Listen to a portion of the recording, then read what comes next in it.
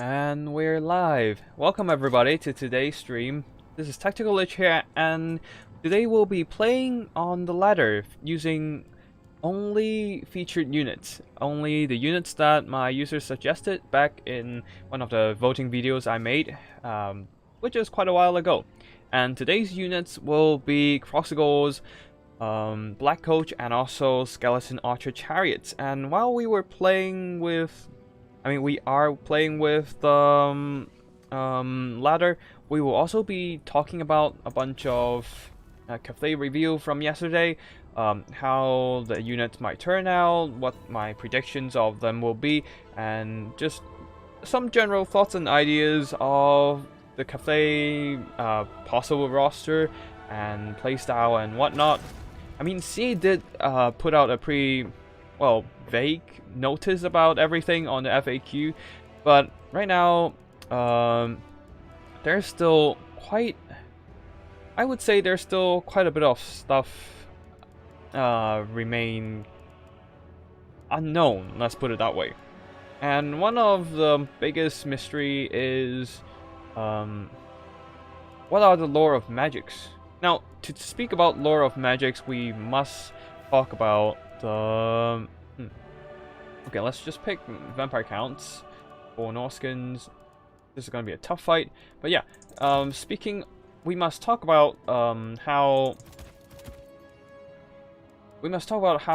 the legendary lords might become like the children of the Dragon Empire. Like, first of all, in the trailer we have Miao Ying as the first showcase legendary lord. Not a lot of info other than that she is a storm dragon and she is able to transform and whatnot. So there's only that, basically. I do hope we can have a little bit more info in future, but for now, that will have to do. Now let's bring some Gaze of Nagash. So Blight that's not going to be very useful. And let's just pick all these. And frontline will be a bunch of these and stuff like these. And then we have quite a bit of stuff rolling in the back. But first of all, we're gonna have to pick up some ghost ladies. And let's pause on the commentary about Cathay for a bit here. Get ourselves some nice units. Maybe an unholy lodestone, but that's already out of funds. And yeah, I guess we'll have to roll with what we've got right now. We've got some very expensive units now. Not sure is this gonna work too well, but we'll see. All the meanwhile, right, we can just bring this and maybe pick up some Man on the Living. Yeah, we'll just forget about it. And let's just up our zombie stats a bit and be done. Yeah. Now, Miao Ying is the daughter of the Dragon Emperor, the greatest of Storm Witches, if I have heard correctly in the trailer. And it is said that all children... Hey Kurokuma, this is the best. Nice to see you here. How's the day going? Right now we're just gonna talk about some Cathay review and talk about like what are our thoughts and ideas of the review at this point. Like right now, I'm just thinking about Miao Ying as she is said to have access to magic, a powerful spellcaster, and a melee combatant. So with the keyword storm in here, I think that she might become a caster of a mixture of maybe the lore of astronomy and lore of heavens. Now, astronomy seems to be a specialty for the celestial dragon, or as we know him, the Dragon Emperor. And what else? Let's just put these guys into control groups, and it seems that our opponent is getting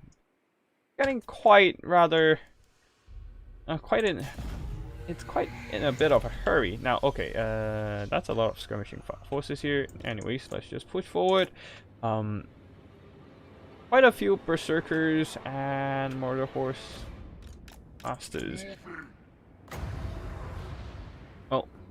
This is we haven't really prepped for a skirmish fight here. Should have got ourselves some bats, but right now let's just push forward. Anyways, shift our units around.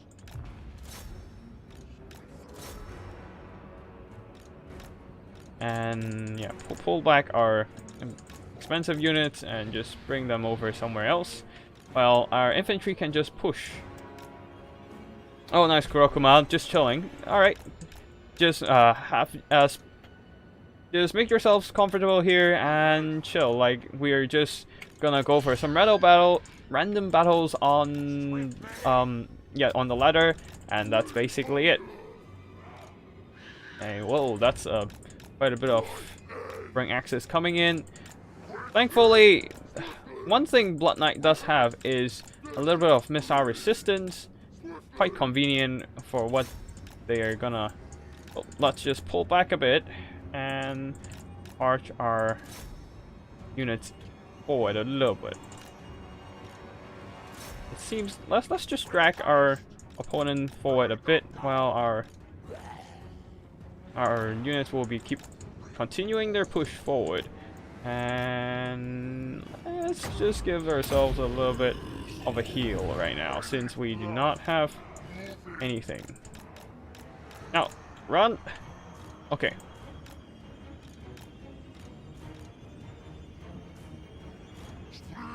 Let's just list out our units here, while our chaff will be shifting towards the left a little bit.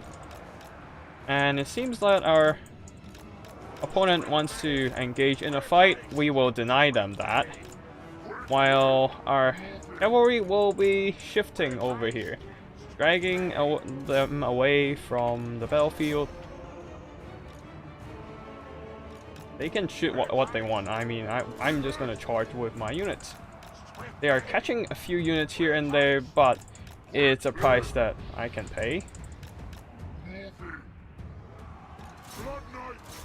Now you guys can chase them down, while my infantry are just grinding.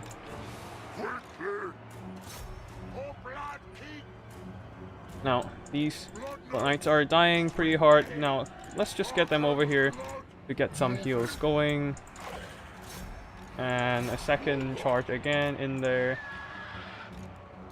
Oh man, they are dying pretty hard, but we'll see what happens. These guys can charge in again. The Tithe is not the best units around here. No, get out of here, please. Go away. Now, get out of there. Get some heals on this unit and charge that.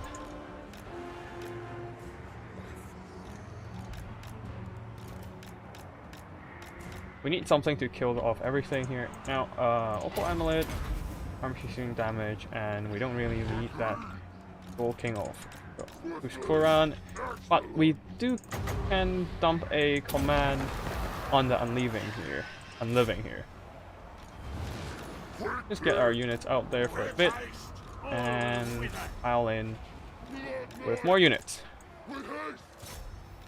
Let's snipe out Wolfic the Wanderer while we're at it. Get ourselves some magic charges. Charge in. Blast them out a bit. And he moved, of course. Anyways, that's not a big deal. We are eating a lot of throwing axes, but oh well, that will have to be the case. One of the Blood Knights are dead. We'll have to just push forward, and of course our Black Coach aren't exactly doing what we need to do, thanks to my horrible micros. Occasionally it's fine. It hasn't got its buff just yet, but we'll be shifting our units forward. Oh man, they are dying, which is not good.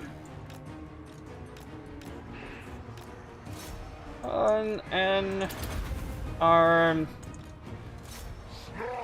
Wait, do we have enough to heal? Emergency healing! Nope, that's not enough. Anyways, hopefully they can get one last charge on the Strigoi and call it a day. At least kill him off.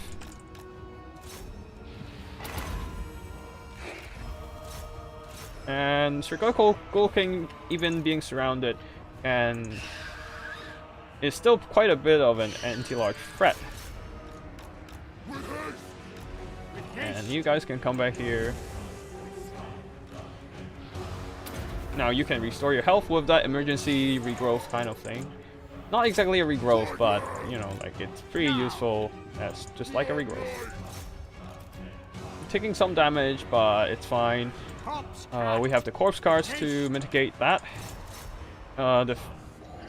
Thanks to the lack of immune to psychology in the middle, things are getting routed, and with Wolfric broken, we are pretty much set. And army losses is hit. Yeah. There we go. Ah.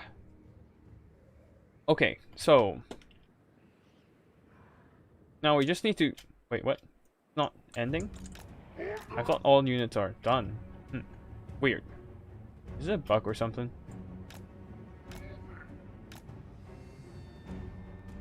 That's strange. Like, everything is routing, the army losses is hit. Where is that one remaining troop? Unbreakable? Hidden? Where? I don't remember. Okay, yeah, there we go. It's probably just spending some time dying on the floor. And yeah, let's just go for our next battle. And here, see, Black Coach, I'm not exactly good at using chariots in general. You can see here only 820 gold. Of course, granted, there are not a lot of good targets to go for other than the Berserker. The most expensive stuff are in the form of Marauder Horse Masters, here just roaming, and Wolfric the Wonder. So the Strigoi Ghoul King has to do most of the heavy lifting here. Also with a bunch of backstabbing from the Banshee. Blood Knights here, this one unit, 2000 value. That's some pretty good value. And in the end, Wolfric got hunted down. No longer the hunter of champions, instead the champion of the hunted. Anyways, there's a lot of value coming in from all of these units here, but with the healing available to vampire counts, it's just simply not enough. While the Berserkers cutting through chaff, not exactly the greatest time for these guys. Now, the next battle, and back to the Storm Dragon part of the thing, where Miao Ying is, as a Storm Dragon, should have access to Heavens and lore of Astromancy? Yeah. Like, the power to manipulate the stars, calling in meteors and stuff, is the Celestial Dragons, the Dragon Emperor's power. After all, he probably called in the Great Maul to bomb the crap out of the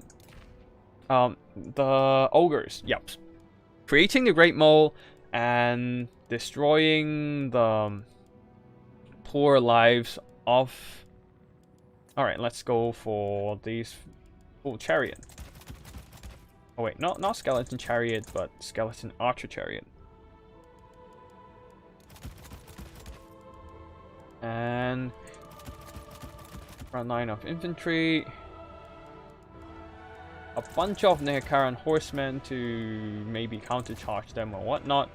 Of course, we're not going for a Cetra. I think I'm thinking of going more of Arkan the Black on foot, maybe, like, due to all that convenient all that convenient firepower, him on a horse or a chariot will probably die pretty damn fast. Soul Blight's not gonna be too useful here, but we probably can use the aspect of Dread Knight here to counter any ethereal units, namely the wait, what am I supposed? Yeah, namely the Lost Silver Knights. Now, also Spirit Leech to drain the health out of everything else. Any like low entity model units, low model count units and whatnot. And then a bunch of Tomb Gods would be nice. Only 3 chariots might be enough. And then a bunch of Tomb Gods would be nice. And then just bring in some archers to counterfire and whatnot. Now, do we really need the curse? Probably need these. Let's not go for the ability recharge. And try to get ourselves some cheaper mobility. Do we get some cheaper mobility? Yeah, maybe that much is enough. And get ourselves another archer. More archers. Cool. That'll do. I don't suppose our opponent will bring a lot of... They most likely will bring quite a bit of... Way Watcher or Starfire Shafts and whatnot. Now we just need to... Ooh, actually. It might actually be beneficial to bring Arcan on a horse. Now that we think about it. The reason why is that... Well, he does have a little bit more...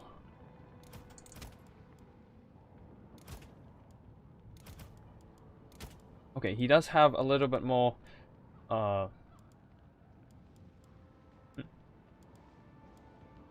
He does have a little bit more mobility to just keep up with his mobility and whatnot. And also, we're kind of out of time here. Let's just bring in some more spears and that'll do. Whatever. We have some pretty cheap stuff, cheap chaff and whatnot. And hopefully our bombardments will be able to deal with their archers and infantry. And yeah. Now, another thing about Miao Ying as the Storm Dragon is that she seems to be able to transform. So probably something like a hybrid, like something like a Malice transformation, just without the health drain. Like, but I hope they don't like make her top up her health in the dragon mode. Otherwise it will be rather OP, like as if giving her 2 health bars. So most certainly she'll be able to transform mid-fight with the little showcase on the trailer there. And other than that, nothing is quite confirmed. Okay, we have... And she does have some floaty animations, it seems, both from the trailer and from the static picture releases. And I hope that that animation will not be as disruptive as the oh wow, our opponent is in quite a bit of hurry here. But yeah, I hope that those animation isn't as janky as the Quartal or the Jabber's Life. Like, it would be quite annoying to deal with yet another disruptive animation charges on the monster side. Like, on a monster scale. Like, that would be rather annoying. Like, imagine every damn time you wanna... Ooh, that's quite a bit of Way Watchers there. Let's just flank around and start shooting. We probably should hang back with our units a little bit more.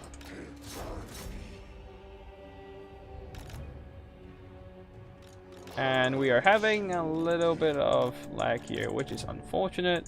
We are not pushing forward. Oh no. Anyways, please shoot them down. And chariots, start moving. Oh boy. Okay. Let's push forward. Arch them down. Come on in with aspect of Dread Knight. Wreck them with all that convenient magic damage, please. And you guys will charge. Now roll over. You guys will be charging into combat. One of the archer, one of the, oh boy, let's just drop the artillery and start running. We can push forward with the stuff here. Now, skeleton archer, oh boy, keep shooting them, disrupt them. Now push forward, you guys can now shoot, roll over into combat. Arcan the Black, can you call in a skeleton unit of around here? Can probably do that. Yep, you can do that. And start running in there. Block them off. Start rolling over them.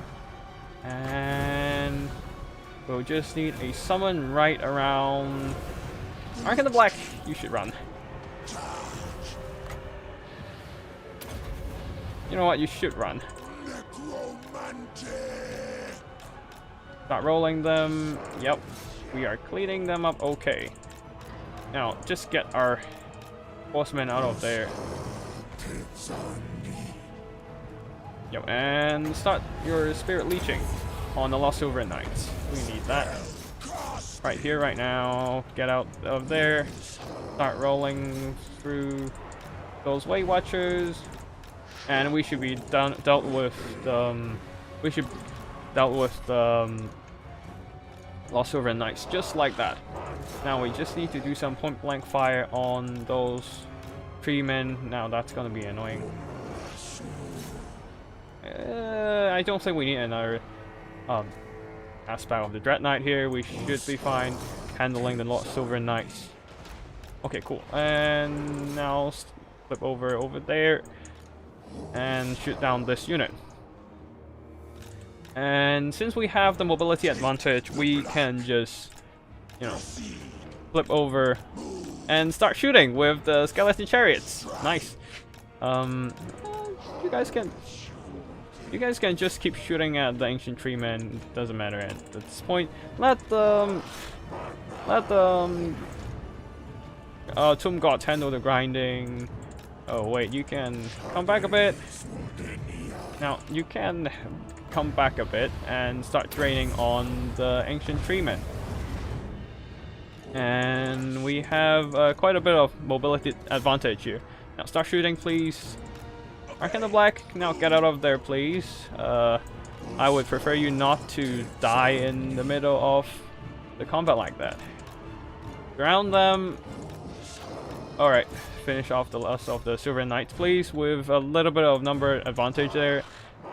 You guys can expand your ammo, charge in the back of these guys, and we can have the skeleton chariot slowly chip away the health of the treeman. I mean, he's still healthy here, but doesn't really matter at this point.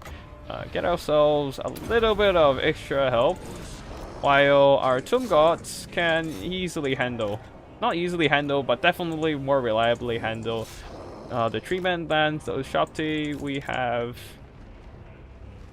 these guys here just rolling in. Finish the last of the Way Watchers, please. Just terror out them and then charge into the Silver Knights as well. Your weapon strength will be pretty damn crucial here. Our opponent is running away.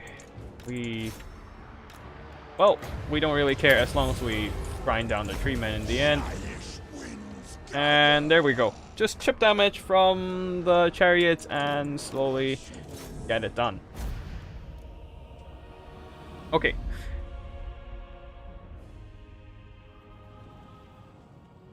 That's basically it. Now, let's have a look at the value of these chariots. Just chariots running over a bunch of Way Watchers, that alone is very lucrative itself. And then in the end, one of the chariots was able to just shoot down and chip away the ancient treemen. Unfortunately, the armor piercing is just not enough on these skeleton archer chariots, and their value comes in more on the rolling over infantry side. So yeah, a lot of the dryads got pushed forward to beat back the skeleton warriors, and not enough are remaining, like not enough forces, especially mobility, to hold back and protect the archers from the swarming of chariots and horsemen. Unfortunately, the Screaming Skull catapults got shut down pretty damn early by all that Waywatcher fire, and in the end, not a lot of value accrued on these guys. Ark in the Black, not exactly a combat character, but with the aspect of Dread Knight providing that crucial magic damage on the mobility units, the Lost Sylvan Knights took some heavy losses in the beginning, and with the Spirit Leech, just kind of died, with whimpered in the background. And yeah.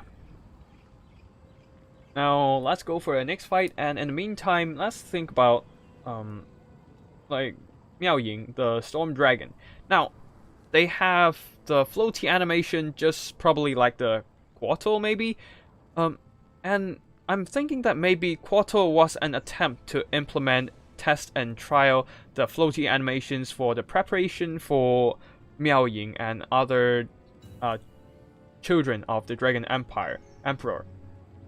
That's because, like, CA is actually rather cautious in implementing new stuff. Oh, energized. Well, a competitive player. I've seen him playing some games on the tournament.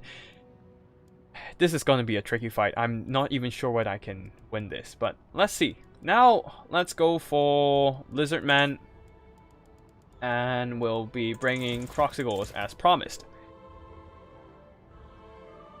And yeah, as for the implementation of floaty animations and it seems our opponent has left. Maybe the map isn't really quite in their liking.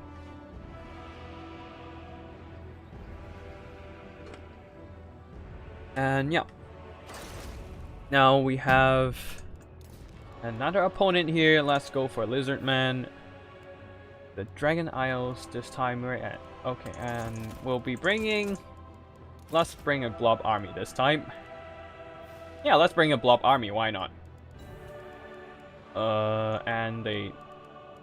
That was a pretty fast... That was a pretty fast lock and load. And our opponent left the game. Now, what is this luck? Like, remember... No, okay, back to the... While we wait, let's go back to the topic of implementation and testing. It's been a little bit of a tangent here, but right now, the implementation of large infantry was actually a step-by-step effort. Remember Unraveler Massive in the free LC for Réponse de Lyonnaise? That's probably the first attempt to implement a large size infantry. Yes, Unraveler Massive is a large size infantry when he's off the horse and off his any mount, basically. And that might be the first trial and error for CA to just implement a large size infantry. Like, not even Grimgor has a large size. But yeah. So there's that. They are just trying to like implement stuff step by step, especially when Quartal proved to be such a janky implementation for the floaty animations and whatnot. It is actually pretty admirable that they decided to like just take things slow instead of just shove everything into game 3 at once. Right now they still have some adjustment, especially with the delay. They can just kind of like pull back a bit and start fixing the issues they find in some of the unit implementations. And yeah, that would be rather that was a rather, how do I say it, helpful attempt for the rest of the multiplayer scene. Honestly, like, if I can't imagine if what would happen if one of the main feature units have problematic implementations for like have buggy animations and whatnot. That's just gonna be a disaster for the game. Right, okay, let's bring Nakai just because I like the guy. Anyways, he can actually provide some pretty amazing buffs and whatnot. But right now, alright, if we're bringing Nakai, then we are bringing Lord Croak as well. The reason why I have for why I have shown this in one of my past videos about Nakai, the OP-ness of his abilities, that physical resistance, attack buff, and also the Supreme Shield of the Old Ones. And they are bringing... Alright, if they're bringing Skavens, we have to switch over with another unit. Not Tic-Tac-Toe. What if we bring... What if we bring... Wait, where is... When? Does this even work? I have no freaking idea, but why the hell not? Why the hell not? At least we still have that Manticore Summon, which is nice. Anyways, fact. Allies in range. Let's just pack up some... let's just pack ourselves some abilities here, just to make sure he can fight properly. And then we will swarm the Skaven units with stuff. With a lot of stuff. Just overload them with everything we've got. And of course we're not bringing Nakai now that we know he's not bringing... now that we know he's not bringing the... Okay, it seems that they're ready. We are not just yet. And we even...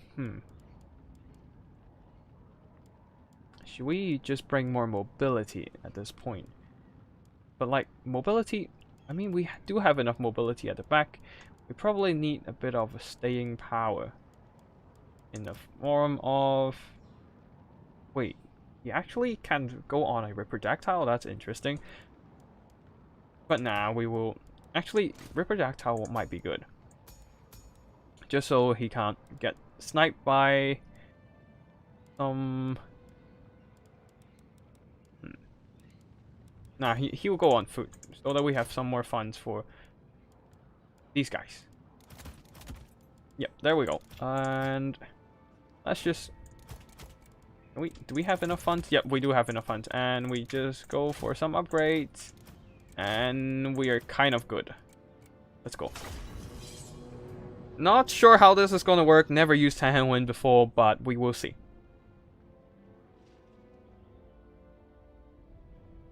Now, another dragon that got revealed is Shaymin. It's actually quite hilarious because, like, the same... His name sounds just like lighting in Chinese. So, I'm not sure whether anybody considered that in the naming department, but, yeah, there's that. Like, he is confirmed to be another child of the Dragon Emperor. This time, he actually likes alchemy. As one of the static pictures that got released shown, he has this little, green orb on his tail. Something like a jade. So, I was checking the the Warhammer wiki earlier, and it seems that the jade substance is something that is akin to magic and stone at the same time. Not sure how this might work, but it seems that it contains some pretty potent stuff. Now, we also saw a green war machine in one of the pictures as well. That would be an interesting subject to talk about. Like what is that war machine? What are these green orbs supposed to do? Are they just akin to like the green magic we have here, i.e. the Lore of Life? Does it provide healing, or does it provide other stuff as buffs? And what are they? Are they... It seems that they might be products of alchemy that can... that are able to... I'm not sure, that are maybe like created after a bunch of alchemists fiddle with stuff and whatnot, and turn them into stuff that were totally... And I don't know. Like, there's not a lot of information about the lore of alchemy right now, and I'm not sure what it might represent.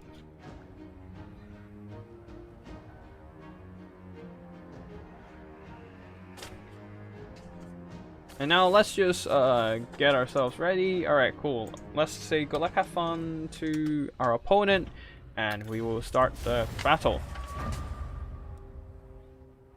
And also, let's just group our units over here, and we will push.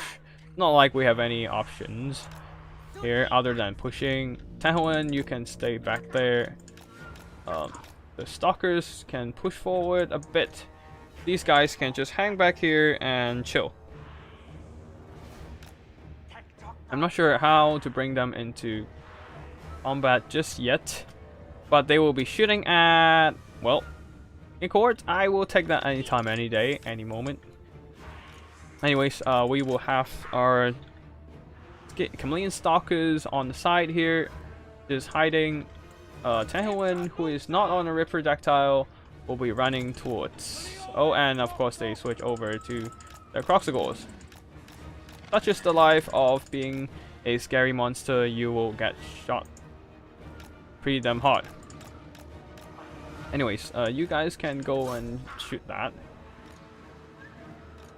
And charge, charge. They are just slaves, so keep charging. Charge in there. And Tahuan, you can walk over with the rest of the units and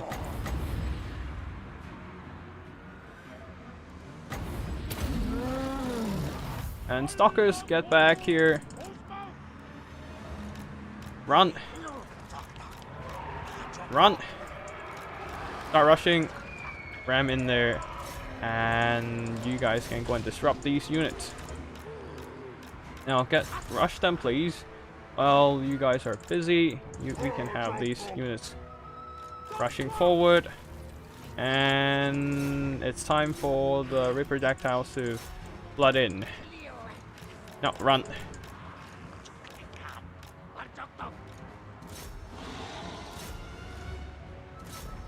Well, they can drag away the units while we can just focus down the...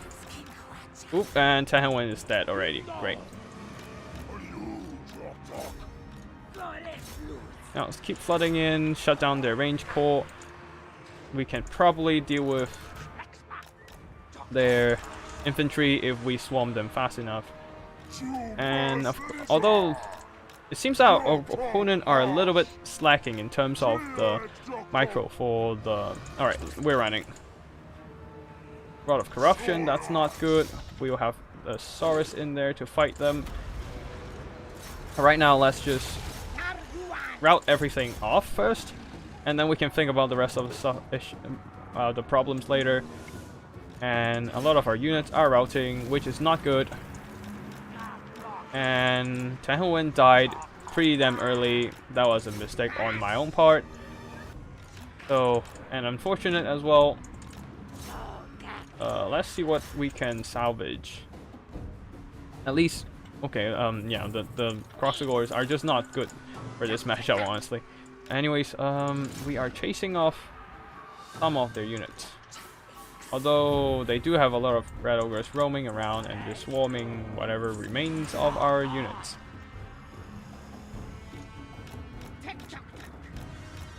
Okay, now let's just push over and see what can we do to help out.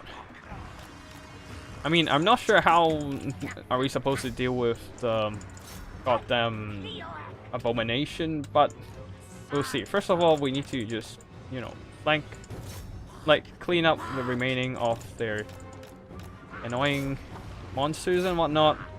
The skin cords are somehow still holding, which is a good news for us. And we will try to swarm the rest of their units down there. using our swords, warriors, and whatnot. Now, these guys can stalk their way back over here, and we'll try to support with whatever units we can for this fight. Guys, please hold your leadership together. And they are pretty much gone and routing. Oh wait, no, wavering only. At least our guys here got a pretty good charge, and they routed. Now fly, fly, fly away. Everything routed under fear. And we are, yeah. Roxagors, it's a bit tough to use. Let me just try a few more times and see how to better play this out. Losing Tahoen that early is definitely a big loss on our end. Like, maybe Oxyauto would have been a better pick, maybe, just so he can't get focused down by enemy missile fire. Not sure. I actually never used Tahoen in melee like in anywhere before, so yeah, that was a bit careless on my part for using a lord that I'm not familiar with. And of course we still have a whole abomination to cut through, so these numbers advantage are not gonna matter too much. The Giselles are still shooting, but all my forces are running from that fear and terror. Yeah. Things does not look good. Well, at least we're cleaning up some of their routing units, which is nice, I suppose. And we're just gonna go through them a bit. See them off from combat. Now send in our units back again to see what we can do against this guy. And of course, stand your ground there to buff up the melee defense and combat stats. Well, we clean up everything else. It's just the middle two best bros are way too much for us to deal with. We do not have any anti-large today. Like, that's where Oxyauto would come in handy. Just slowly shoot away on Lord Scroak and kill him off. But right now, things does look quite rough. What else do we have? Now, can you run back?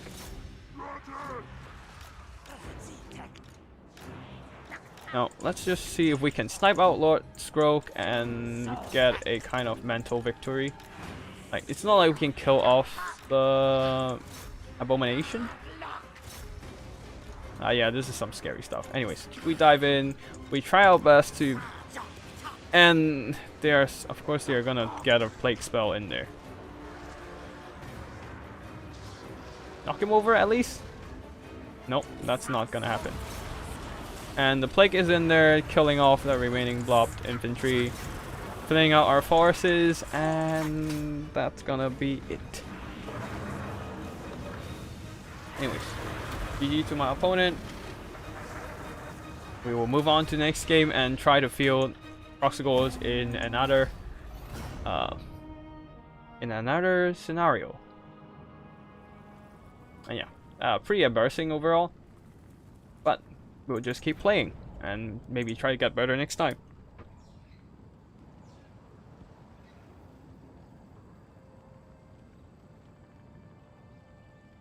Now, as for the rest of the Cathay roster, this is gonna be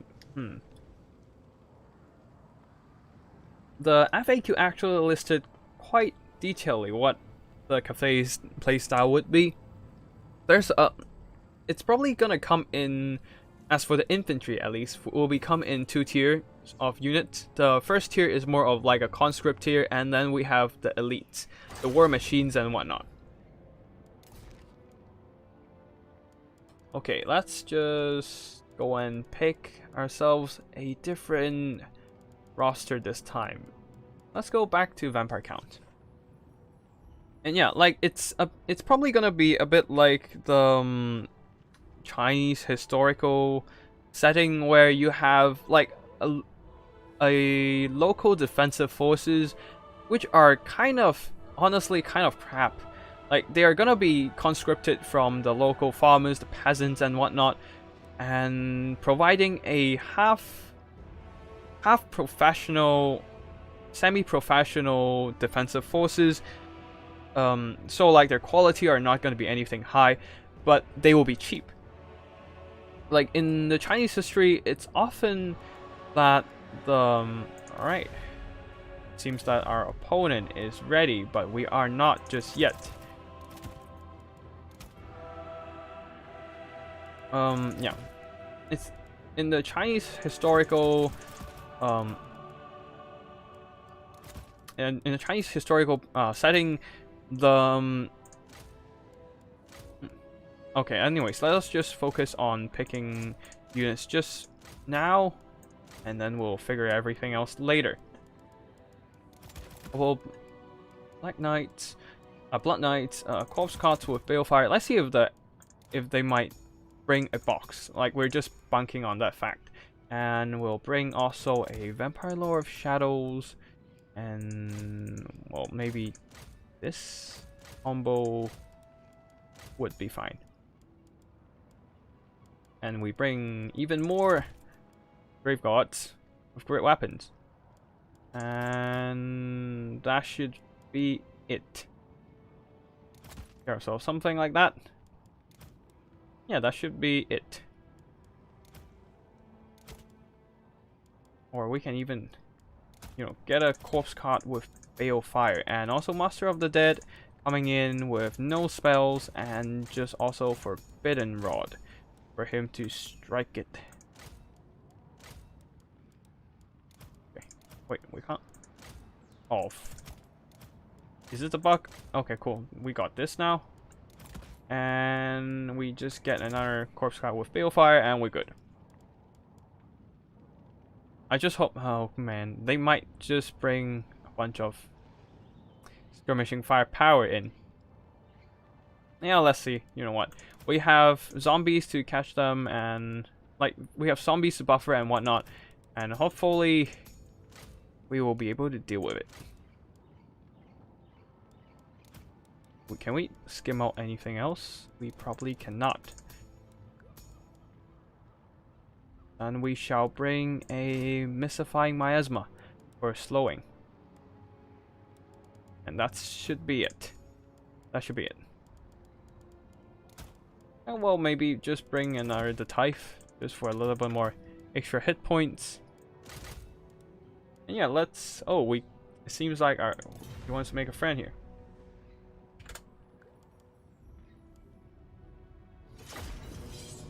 Good luck, have fun.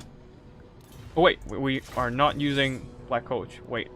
Well, let's just switch out some units and add in a Black Coach for ourselves. This is a Black Coach challenge. I mean, Black Coach is part of a challenge after all.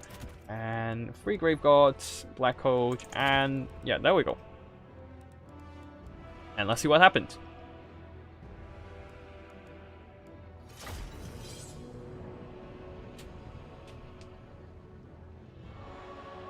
We have a lot of Balefire here, so hopefully we can limit their magic regeneration for a bit.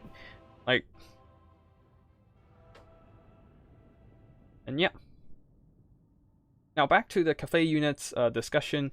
Like, the chaff tiers conscripts, like in the Chinese historical settings, they're semi-professional in the sense that conscripts will be, not only will they be responsible for defensive purposes, but they will also have to go back to farming, like helping out farming in their own homes, like as they are basically locals drawn to join the army, and just provide support to the agricultural industry, which is crucial to China's economy and whatnot.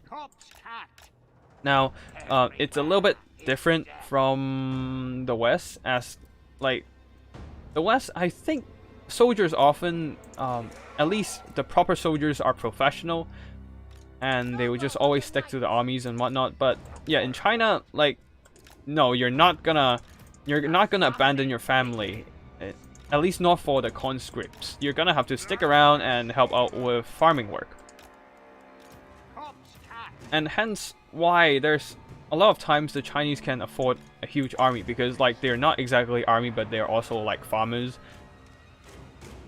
And also they help to provide food, like they're working men, right? So they help to like produce food with the farming work and whatnot.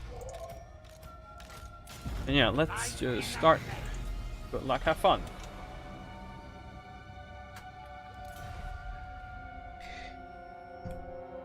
And maybe, I'm just thinking, maybe okay, of course they're going for the box build. Alright, let's just rush.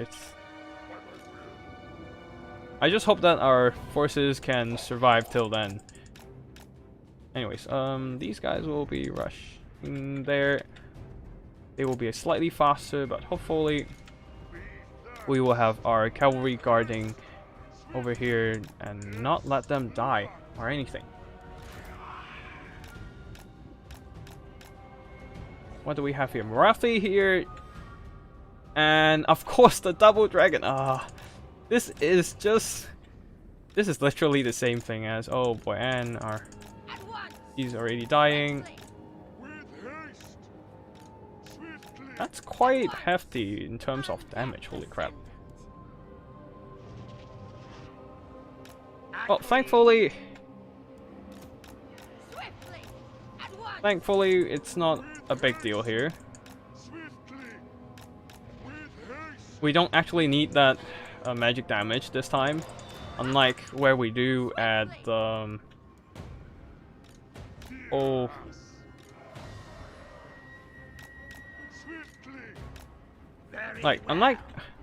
unlike where we do need that magic damage. Well, now let's just get ourselves a little bit of healing to pick her up. And she needs to stick around the Necromancer for some additional healing. Man, the Herald of Ravens? The Raven Heralds are quite damaging. I didn't really realize that before. And they're not actually diving down on my Black Coach, which is interesting, but okay. I don't mind that.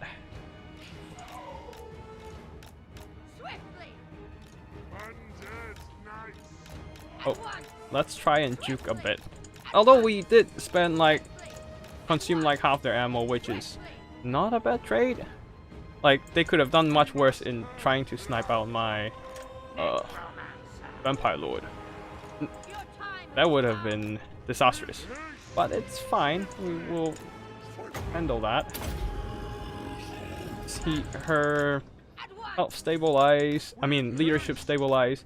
At least they don't have Star of Avalon too. Nope. Nope. Nope. Nope.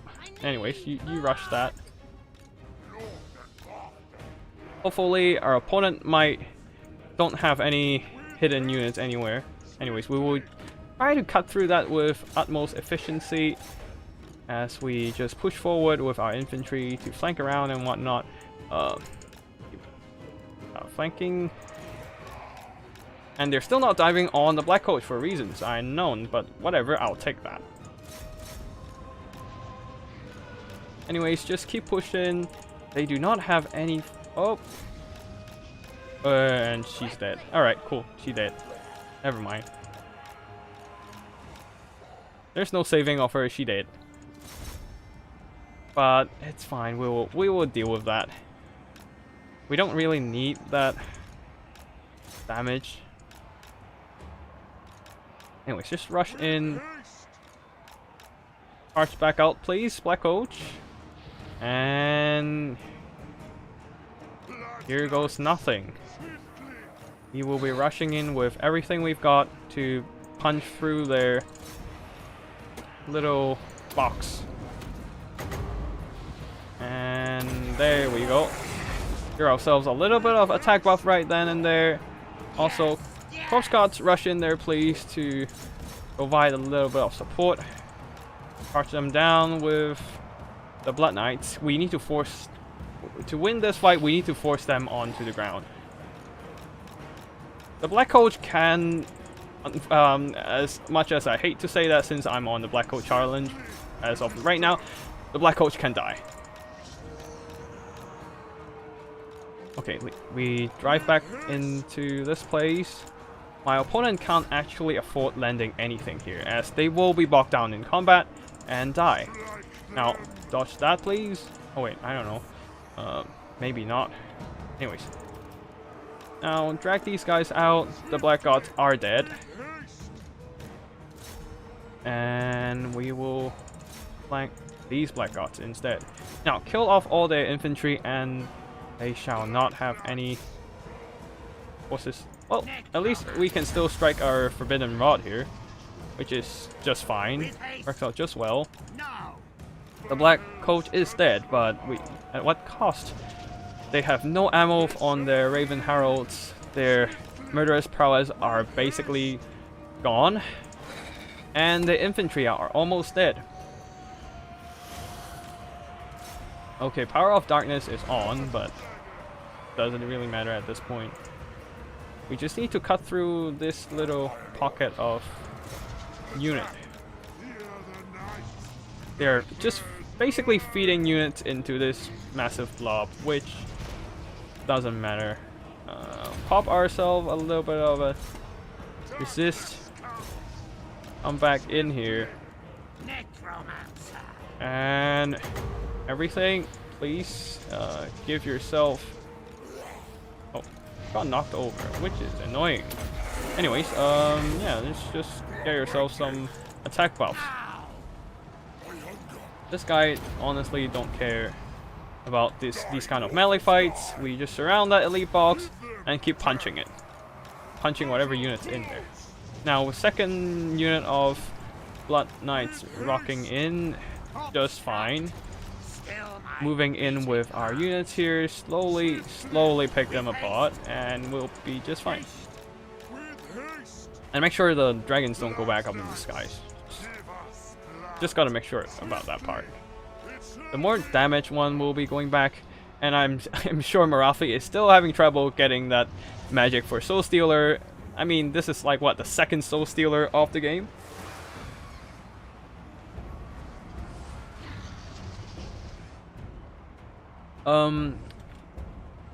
Hey Jen, oh, don't worry about missing a stream. It's just me fighting a bunch of battles, and just doing a bunch of very, I don't know, scattered commentary about the Cathay. Since, like, more often than not, I got distracted by the battle and I can't really focus on commenting about Cathay. But yeah, right now you can see that this elite box is no longer a problem. I just grind through with all my infantry, punch through, kill off all their infantry, and their units in the skies are basically meat on the chopping board. And that's basically it. You know, like, you don't have any... Oh, we don't need to save that. Anyways. You don't have any infantry, and you basically have to run away. Okay. Jen, the most excited review factions. I actually am the most excited about Khorne, actually. I don't know why, but I really like the concept of some brutal elite, just hardy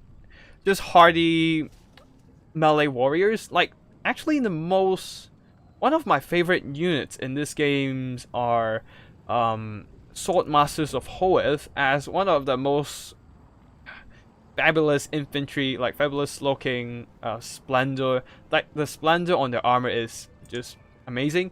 And also Chosen, pure badass elites, brutal, cold-blooded. I mean, they just look badass and simple. Like, you just have a look at them and you know they're the toughest warriors that Chaos can offer. Oh yeah, Jen. It is like the line of thought in my brain is just snapped at that point. Like, I need to go through the flow of battle, and the train of thought has to be cut off. Yeah, by the flow of battle. And CJDH19, hello there. Welcome to the stream. And yeah, let's see what we're gonna go for this time. Let's just say hey to our opponent. And now let's think about it. Let's maybe go for Lizard Man. Like, I suffered a loss with the Croxicles early and then they failed. Okay, I guess. But yeah, right now, Horn is definitely the most exciting faction to look at for now. For me at least. JXC, aha.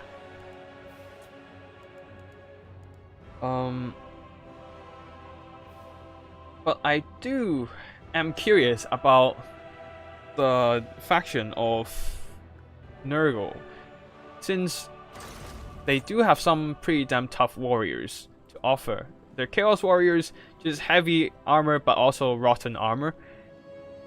Feels like they're gonna be a very tough infantry grind faction with some ridiculous revival, resurrection shenanigans with their units, and just tough combat in general. Jen, oh yeah, Chosen are so cool. Yeah, you can't really go pure elite warrior, warrior chaos build in multiplayer. Hopefully our opponent won't bail on us this time again, but I don't know. But yeah, Warriors of Chaos build. Wait, shall we just choose? Shall we just go for that? You know what? I'm gonna break my promise this once and just go for the Chosen build. Just cause why the hell not?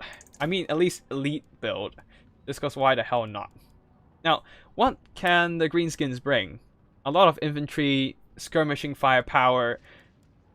So we're bringing a lot of Chosen with halberds and maybe a bunch of Marauder horsemen. And then, of course, the cheap. We have the cheap lord right here. And let's bring something with... Yeah, let's bring a bit of metal here. And yeah, that should be it. Not sure how's this gonna work, but it's gonna be hilarious. Cause why the hell not? CJDH19, only 3 viewers, we need more. Oh well. I'm just enjoying myself in here with a bunch of random builds. So we'll see what happens.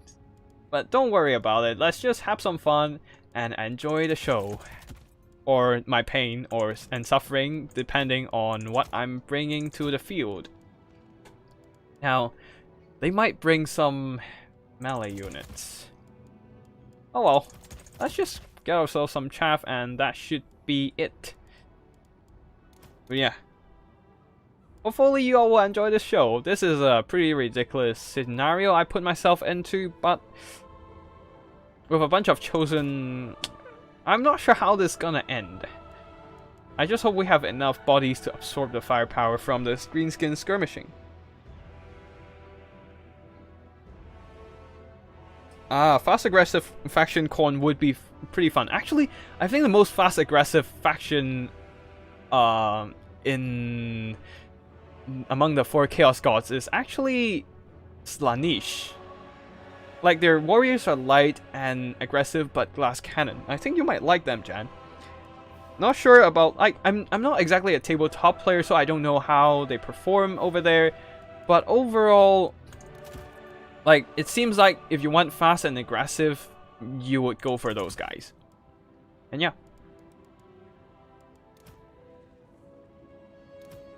So yeah. I'll probably play with more of the Croxicles later, but right now let's just roll with our Chosen and got ourselves a bit of final transmutation and whatnot. Not sure how this is gonna end, but it sure ain't gonna end well, I have a feeling, but we'll see. Let's just tell our opponent ready. And we'll see what happens. I actually currently, after like finishing with the Belagar video that I'm working on right now, I actually have a chaos build in mind, which is mostly about cavalry. Like recently, despite the cavalry patches not implemented, I have came up with a pretty ridiculous cavalry build that we can probably try out in the foreseeable future. I might do a theme stream next week and whatnot, but yeah, right now it's still a concept, not exactly implemented in or practiced or applied anywhere, but basically it's a elite cavalry build for the Chaos Army, but that's basically all I can say right now. Oh, no glass cannon? Yeah, glass cannon, Jen. Yeah, glass cannon is a probably high risk, high reward thing that I myself don't usually do as well. I mean, I sometimes go Wood Elves Rush, which is rather glass cannon on its own, but considering the fact that they do have Treekin to hold the line, it's not exactly the most glass cannon thing. So there's that. And so I do have to say that having the reassurance of having some sturdy infantry with you, like say my beloved Dwarf warriors, it's quite a blessing normally to fight with. And right now, let's just put these into control group and maybe this. Mix them up a bit so my opponent can't really know what to target. Alright, full shield build. Let's go. Not full shield, we have 2 halberds in the back, but let's not go. Let's not be too picky here. And get ourselves some shots into the fray. And of course they are bringing black. They're bringing black orcs, which is quite an issue here. Hopefully we can deal with that with some of the Searing Doom. That would have to be rather. Okay, let's see. 4. We search back with 4. And 5 over here. We will have to be shooting. 5. All right, whatever. Just charge in. 3, 4. Charge in. Oh wait, they are. Now go in there. Big Vault, you're on, and swarm them while the. You guys will have to be backing up a bit. You guys go in. Marauder, go in there. Do we have enough? We don't? Wow, okay. Okay, do whatever we can to thin out their units here.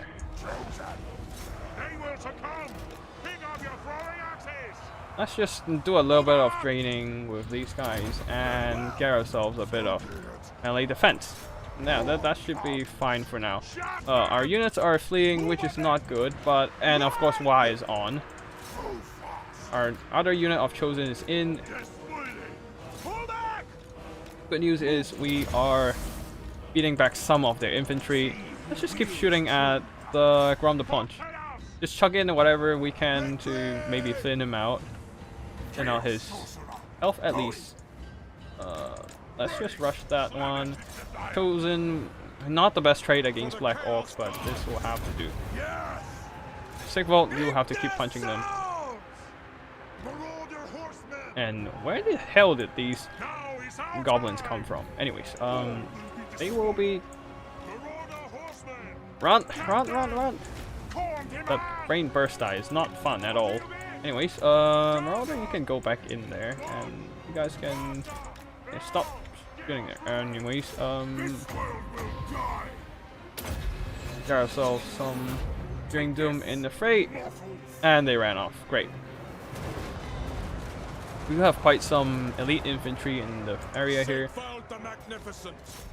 Big vote. You're still fighting, which is nice, but we need to cover them. The things are not looking too fine here. Our chosen are slowly getting whittled down by the Black Orcs, and our horse masters are not exactly winning this fight. Anyways, we are flanking the Black Orcs, which is nice.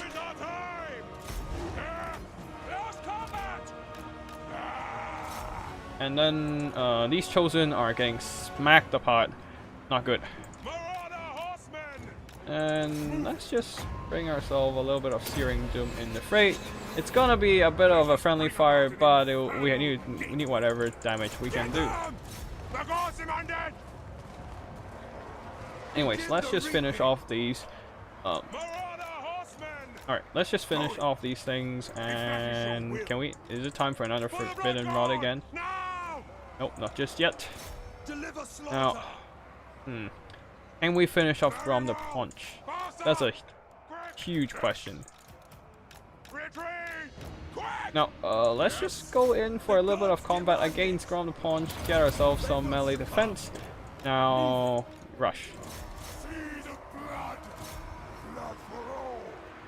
And retreat with our cavalry for a bit. Regroup our Marauders. We need more bodies in the mix. We are finishing up some of their units, which is nice. Let's just get another one of Forbidden Rods right here. We'll probably need that to thin out the cavalry. Rush in with stuff. Shoot at infantry, if anything. The second war of the day coming in. Let's pick off these Marauders as we can. Anyways, let's just finish off the Black Orcs. Rush in with these things, and the magic doesn't matter anymore. And we finish off Orc Shaman. Now, the tankiest versus the tankiest. It's just an interesting fight. Not that it's gonna... I don't think it's gonna benefit Sigvold, but considering that we do have quite a bit of health advantage here, this might be okay. We might be okay to take this fight. We just need more bodies in the mix to handle these things. Anyways, some of the chosen came back, so we will be... Wait, we actually are breaking them in the middle. The dark gods command me.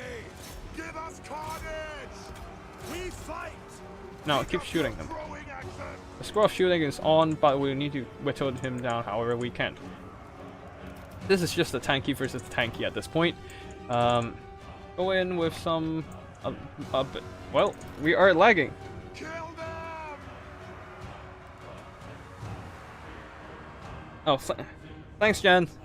I hope you would like the heavy cavalry build for the Chaos. I mean, I'm not sure how it's gonna turn out, but I am planning to just show it on one of the streams next week or something, and yeah, we'll see what happens by then.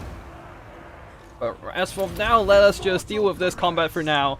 I don't even really have the capacity to look at the chat at this point. This is a little bit of hectic. The lag doesn't help. Well, our opponent did withdraw, so that did help for us. Yes. Infantry. Now, there we go. Let's save, and maybe we can cast it or send it over for somebody else to cast it for us. Anyways, you can see here the Chaos Warriors, the Chosen, didn't really do much here, as the Black Orcs, heavy armor, and the Chaff are just low armor, and also the Stone Trolls here, way too heavy armor as well, are just tanking their damage. But they do have impressive defensive stats, so they actually survived till the end of the battle, while something like, say, even the Mirror Guard got smacked. The Chosen, the Chaos Halberds here are pretty damn clutch in holding back the Stone Trolls and cutting down whatever units might be in the vicinity. Grom the Punch get grind down by both Prince Sigvold and the Halberds. Pretty damn nice, for me at least. Now, Marauder horsemen, they got shot pretty bad, and since their leadership isn't high anyways, they didn't really do much here.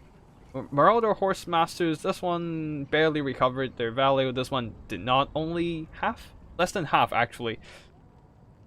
Because, well, greenskin skirmishing, always a threat to deal with.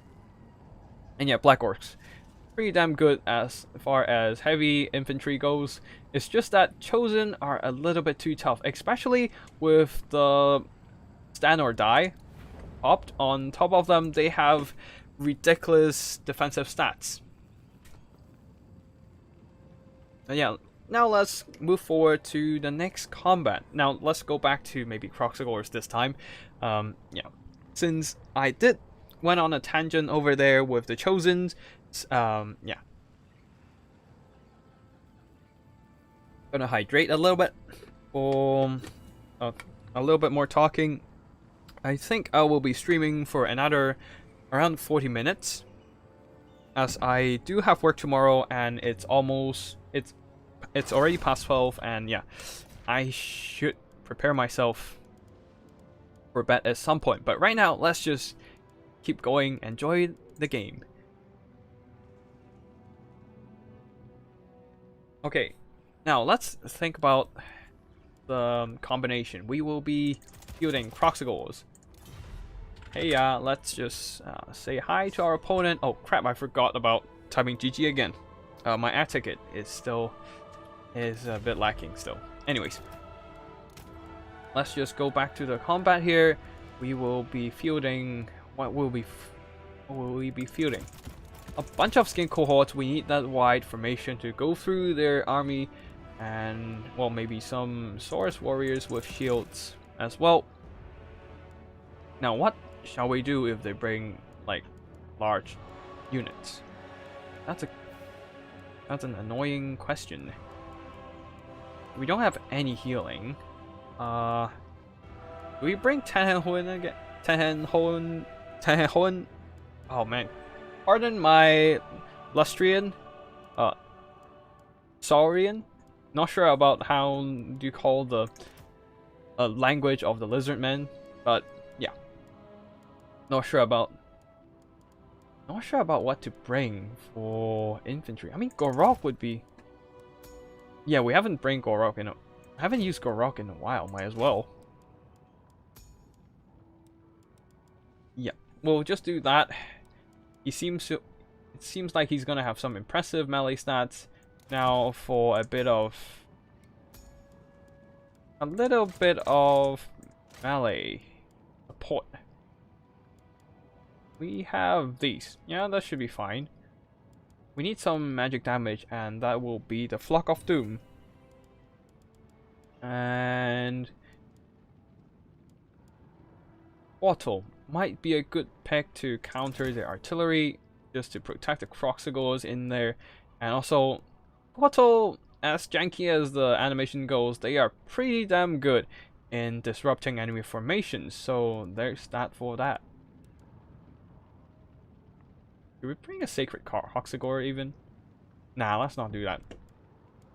Anyways, let's bring some disruptive units. Hold on riders, in case we need to screw up enemy backlines and whatnot, and maybe one more Saurus infantry. And that should be it. Oh wait, we still have some funds left. Not sure about what to spend on. So let's just mess with them with the magic bit. Like, magic, the lifeline of all vampire armies. Without healing, they basically suffered a 25% combat capacity loss, I suppose. Like, often, especially against vampire counts, if your damage dealing units cannot do double their own value, you're probably gonna lose in combat against the vampire count. Just because whatever damage you didn't do, they will just heal that all back up. Now, Maybe I should have went for some Pterodon Riders, maybe, but right now let's just roll with Skink Cohorts.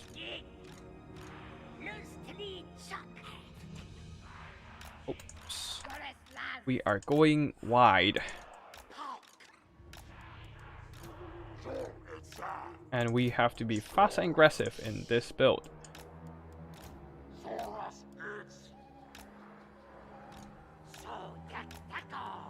Get our units on the flanks, some of the fast moving units, and then Crocs goes in here, a little bit of protection from the Quattle, including all our valuable units. Anyways, just hard group them, and the rest will also be hard grouped. 2-part hard grouping, and that's done. Good luck, have fun to our opponent. Now, Kislev, Cathay. Now, let me think. While we wait, let's just think about Cathay a little bit more.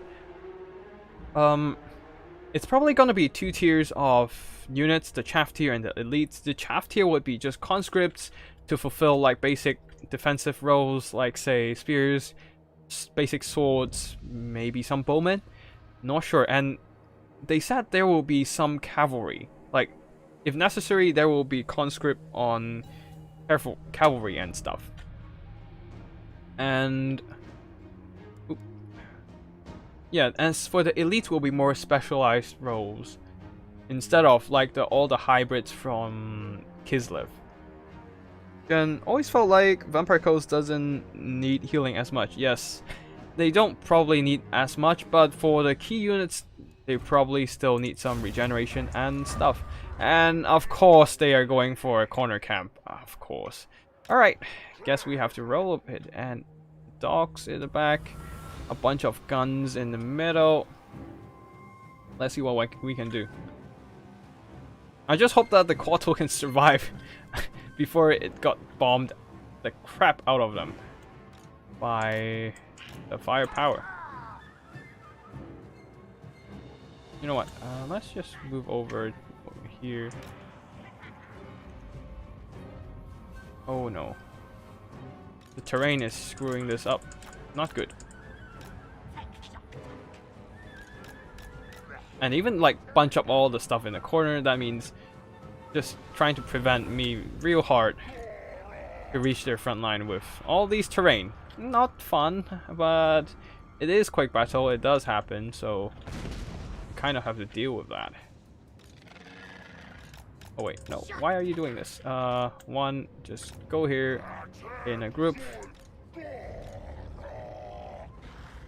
Get yourselves covered in the stuff like that. And there's also Queen Bess. Nice. Nice.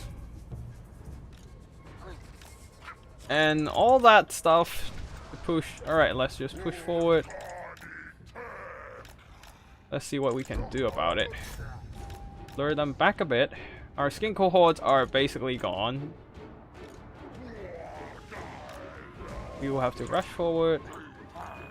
Seems like they're not exactly easy to lure in. Yeah, they're skin cohorts. Thankfully, they're just skin cohorts. The Quattle only still taking fairly minimal damage, actually, all things considered. Like, they have so many. They do have a lot. Okay, cool.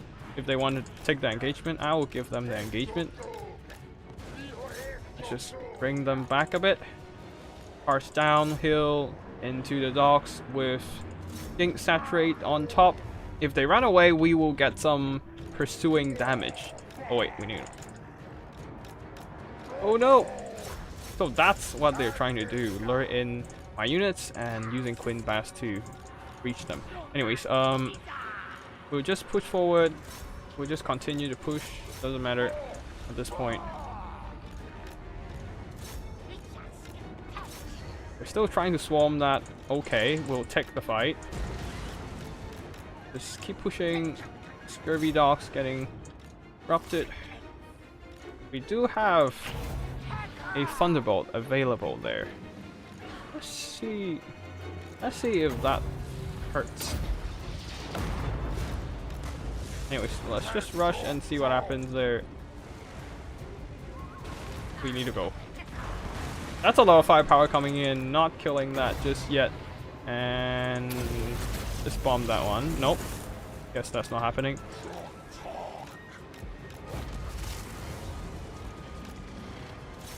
No, we're just rushing there at this point. Oof. I don't like this.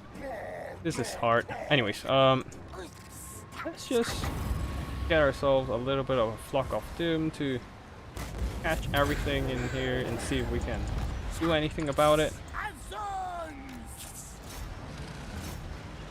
And also, and of course they're swarming in with something. Anyways, we will sending in more units to block them down. Well, you can.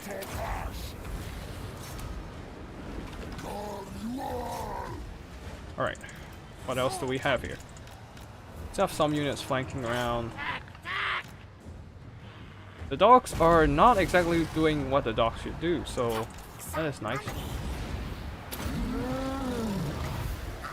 We are stopping their magic regen.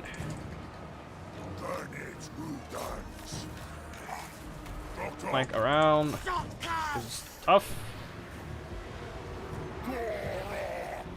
Our units are dying. Oh man, that's why. Damn. Alright, corner camps. I should have expected that. I did not prepare for that. That was on me. I'm not gonna blame that on my opponent here, but since they do give me some juicy blobs here, might as well do some overcasting at this point. The Quattle's dead, and the dogs is there just scared it off. What else do we have here? Let's give a bit of a... And... yeah, let's see what happens. Well, that's a lot of summons, holy crap. Anyways, let's just back up a bit so we can do a bit of cycle charging. The gunnery white and all the guns are still firing, not good. Thank God the summons are gonna be gone soon. But we have not prepared ourselves well for this kind of corner camp build. Nope. Back up a bit. But they're not fast enough, great. And Croxicles are dying. Holy crap. We have not prepared ourselves.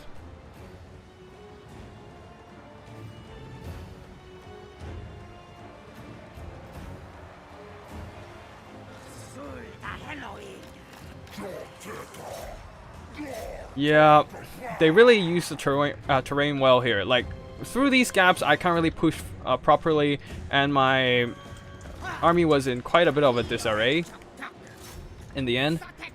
Before they even like got to the front line, and yeah, there's a lot of dogs as well.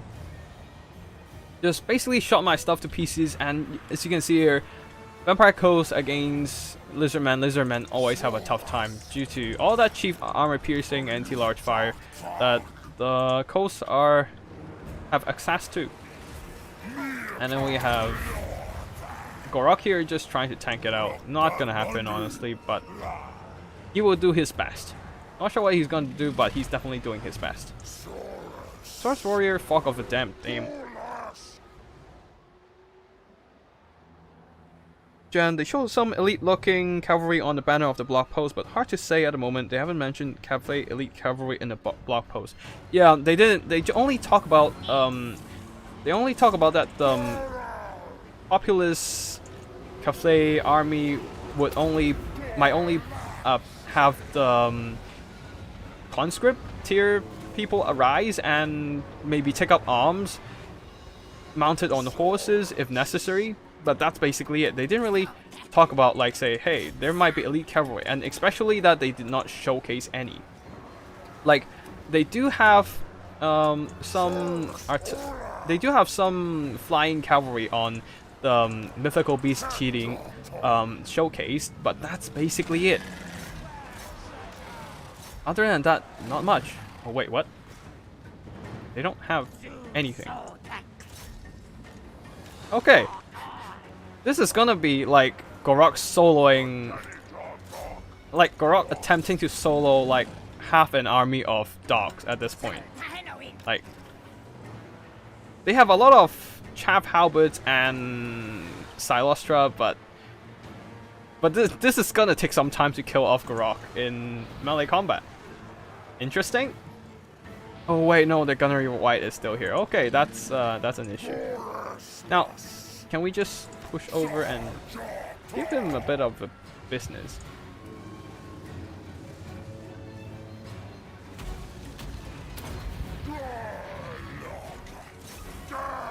Yeah, you guys can go and beat up this. You guys can hold back, and you guys can just... Yep, just charge that, got them. And also this. We'll be beating down Silostra, or at least try to. Well, Source Warriors will be showing... Okay, yeah, this is not exactly the greatest, but we'll get ourselves a little bit of... Gorok is standing, holding firm. This is ridiculous. But well, let's see what happens. Everything else is breaking. Gorok can't hold for too long either, but, you know. We'll see how long he can hold.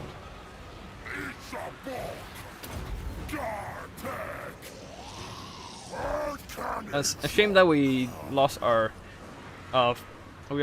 wizard here, because the magic would be quite cute. Would be quite useful. Cameron McIndoe, I'm curious to see if the two new and upcoming lores of Yin and Yang magic will be reliant on each other's. I think there won't be Yin and Yang magic. Like, Yin and Yang actually might comes in more of the form of light magic and death magic. That might be more likely the case here, or either high magic and dark magic. Like, right now, I don't think they will have... If they have Yin and Yang magic, that means they will have at least 4 unique lores of magic to them. When considering that there will be a lore of alchemy and lore of astronomy, astromancy, in the roster. Like, remember they did... The CA FAQ did mention about having a... having the alchemist and astromancer as two kinds of casters. Like, but instead the Yin and Yang comes more, affects the battle more in the form of so-called harmony.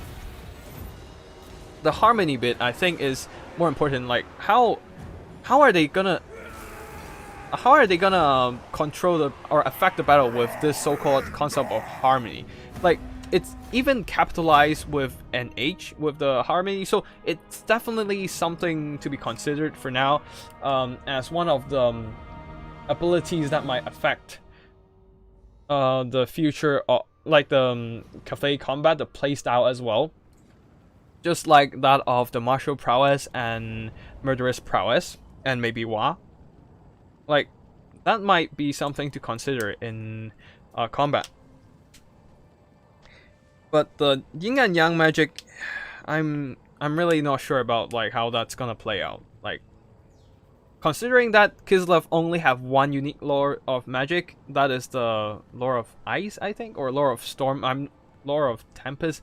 I don't remember the name of the lore, but Kislev only has one lore, but the Cathay has 4. That's pretty crazy stuff there.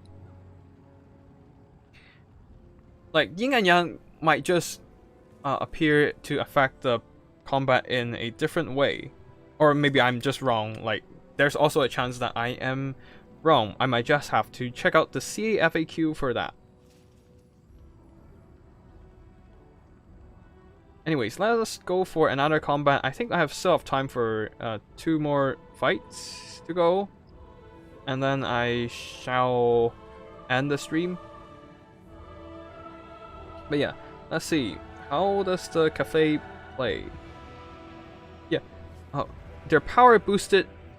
Okay, range and melee units receive buffs when in close proximity. They're power boosted as the yin and yang that runs through every inhabitant of the Empire works in concert. That's probably the combat token, combat token. I think that's what CA tried to coin the term as. The unique ability to every army, the combat token army. Although the term never stick, as you can see, I don't even remember the term. But yeah, so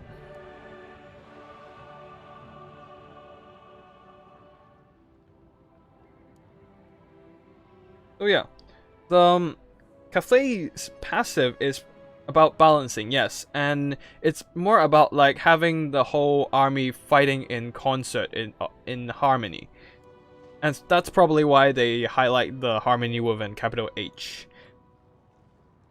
Kurokuma is the best. You didn't care about Cathay until you saw the trailer. Yeah, that's kind of expectable, right? Like the whole Cathay faction really literally pops out from nowhere. Like there's minimal description in the lore for the whole faction. There's no models and whatnot, no artwork, no official artwork at all for the whole faction. Just speculations and some terms like terracotta sentinels and whatnot, but that's it. But now they really build up a really amazing roster of stuff, of units, honestly. The flying cheating just kind of like I didn't really expect them to pull out all this stuff, honestly. Like the rocket launching missile units, they look really cool, and the flying balloons, man, they made that out from scratch. I didn't really even realize that part. It's the whole concept of the Cathay is really silk punk. Yeah, with the flying machines, hot air balloons, the the gunpowder, fireworks, and whatnot. And most important of all, the terracotta sentinels. Holy crap, that thing was gorgeous. Oh wait, we still have to pick our units here. Let's see. I'm not gonna pick Croxigores again. Like they're gonna die for sure. Maybe I can try. I don't want to run Tomb Kings again because I've already did a fight with a. Okay, looks like our opponent forfeit it. But yeah, Kislev. Oh, but yeah, they really gave 120% in creating the Cathay roster, both CA and Games Workshop. Cameron McIndale. Kislev has 2 lures confirmed, but they only showed 1 off so far. Yeah, that okay. I'm gonna guess we have to wait for the second lure, but for now we just have to wait. Yeah, Kurokuma is the best. You're just waiting for the Chaos Dwarfs trailer. I'm not sure should I break this to you, but I don't think it will be Chaos Dwarfs for the next DLC. Yeah, it's probably not gonna happen because, well, you see, they did hinted that the ogres will be the next DLC in the previous news posting, but that's basically it. Kislev has 2, but most people only think of ice, so I think they're only going to get 1 lore. Oh, Kislev has Tempest and Ice. Yin and Yang sound some kind of magic ability. The woman that's got smashed by Kairos used some kind of magic. I don't think. Yeah, the woman that got smashed by Kairos is probably a magic user, but the earth bending technique is probably the alchemist part. Like say the terracotta sentinels are probably works of the so-called alchemy of the Cathay, maybe like using magic and a physical substance into, like, say terracotta and bringing them to life and whatnot. That's probably what alchemy is referred to, just like the huge jade war machine thingy. Of course, I'm just speculating here, so do take it with a pinch of salt. Oh crap. Okay, wait. Let me. Since I've been stuck with Beastman for so long, I need to, like, Just roll it with Beastmen. Bring in a bunch of gore herds. Like, I mean, I shouldn't have done that, but I was busy talking after all. Funny thing, I've never used Torok's Brass Bull ever since the beginning of the DLC as well, for reasons unknown. Anyways, we will roll with a Beast Shaman as well. Debuff their attack, get ourselves some Jagged Dagger, and let's see what else can we grab. Grabber's Life? No, we will be bringing a lot of dogs. Or, okay, Tuskor Chariots, we need to go, like, we don't have enough time. Okay, wait, there we go. There we go. What? The host has left the game. What? Okay. Alright, we'll just pick it again. Yeah. Kurokuma is the best. Yeah, being patient is the way right now, as the game is even like delayed at this point. We have to wait for 2022, right? Now, since we have a brand new opponent, oh no, I hate fighting Dark Elves with Lizardmen. Like, Dark Shards is so annoying. Like, I don't know what can I do to counter the Dark Shards. Maybe, I guess the Ancient Salamander. I can try those, but I don't know. Actually, wait, double solar engines. That's probably the way. And a whole bunch of Sigging cohorts, please. A couple Croxigors, just because I promised to, and try to see how to make this work. Should I bring the Kite of Wonder? Now, that's a real question here. Maybe not, actually. Let's try Oxyotl. I've tried Oxyotl before, but not too great effectiveness. We'll do this again. Other than that, a bunch of Skin cohorts. Nope, not the Javelin ones. Wrong target. Just a whole bunch of Skin skirmishers. And yeah, let's get ourselves some spears as well, in case there are any chariots coming in. And cold one. Oh wait, those are expensive. Now get ourselves some spears. And wait, where's our caster? Beast, please. That's probably the best. And yeah, that's it. Just let's go back to Chameleon Skins. They have better AP. In the case of any.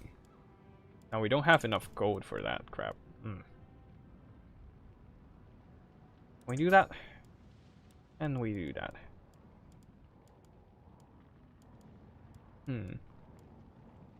Now we don't have enough gold for another Chameleon Skin, but if we go cheap on the spears, oh well, whatever. Let's go. Let's not keep you guys waiting for too long.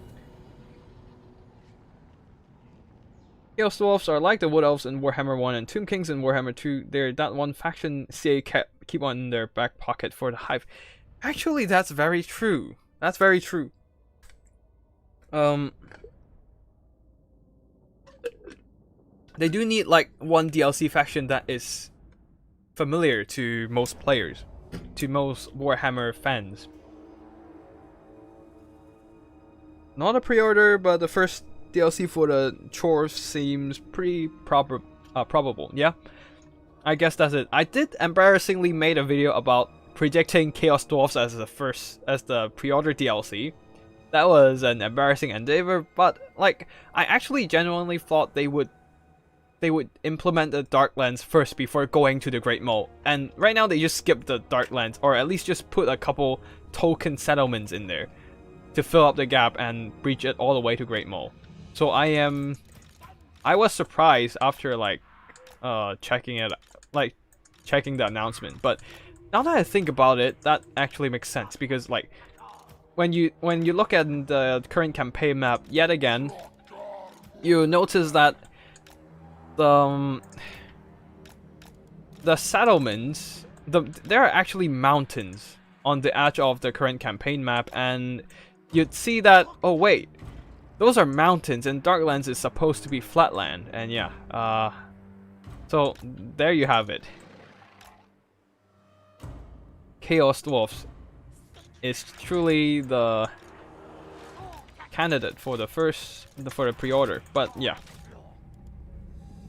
Actually, also about the trailer of the Cathay, I'm not sure whether this is a popular opinion or not, probably very unpopular opinion, but I think that the trailer for the Cathay is pretty mediocre. Like, it's not bad, it's just very standard compared to the two amazing trailers we have before. Like, say, the Kislev trailer. It has just a very grim narrative, a grim narrative going on throughout the whole trailer. You have the song, the folk song in the beginning, setting the tone of the whole trailer.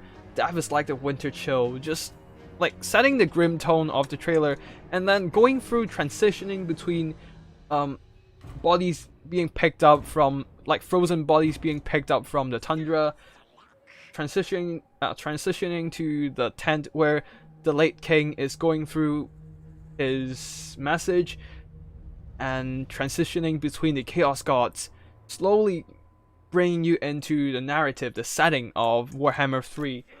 And then Katrina breaks out of the trance and shattered the mirror, walks out of the tent and start marching towards the battlefield, with the background the whole Kislev army marching to war as well. Like, you have a whole narrative going on in there. But in the Cathay, you don't really see that. It's a very standard slideshow of, well, Cathay settings. You have this pre-city, pre-settlement, you are going through a bunch of stuff, trying, oh boy, that's a lot of cavalry here. Let's see if we can blast them up with... Oh, wow. Marauder, of course. I should have known. Oh, well, let's just run, shoot these, and hopefully we can waste some shots.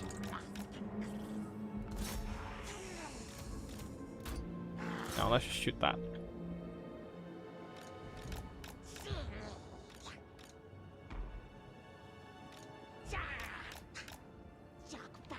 Like, this is the reason why you never chase chameleon skinks. You can't really chase them. I'm surprised they actually didn't bring any dog shots here.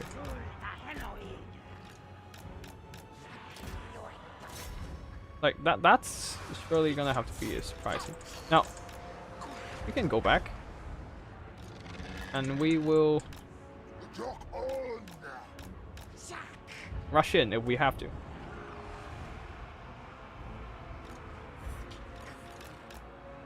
And as long as they are trying to shoot the chameleon skinks with...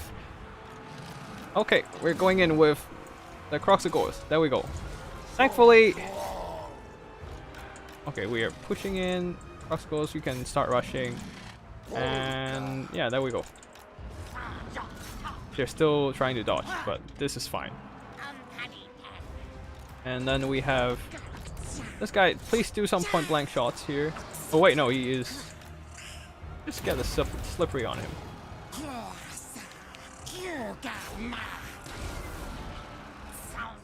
And yeah, the chameleon skinks are just auto fighting. It's really nice to have chameleon skinks sometimes, you know, like they're just so convenient to use. Although we did lose our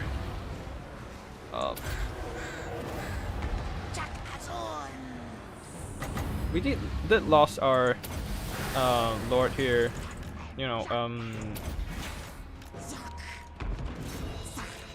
Now time to run. All our stuff are breaking, so Oxyauto will have to be running. Chameleon Skinks are not fighting at all. And Roxagor's running shame on them. And oh well, Oxyotto's dead. I still have to learn how to use him. Like this is like what, the second time I'm trying to use him? Embarrassingly. Yeah, I don't usually use him, honestly.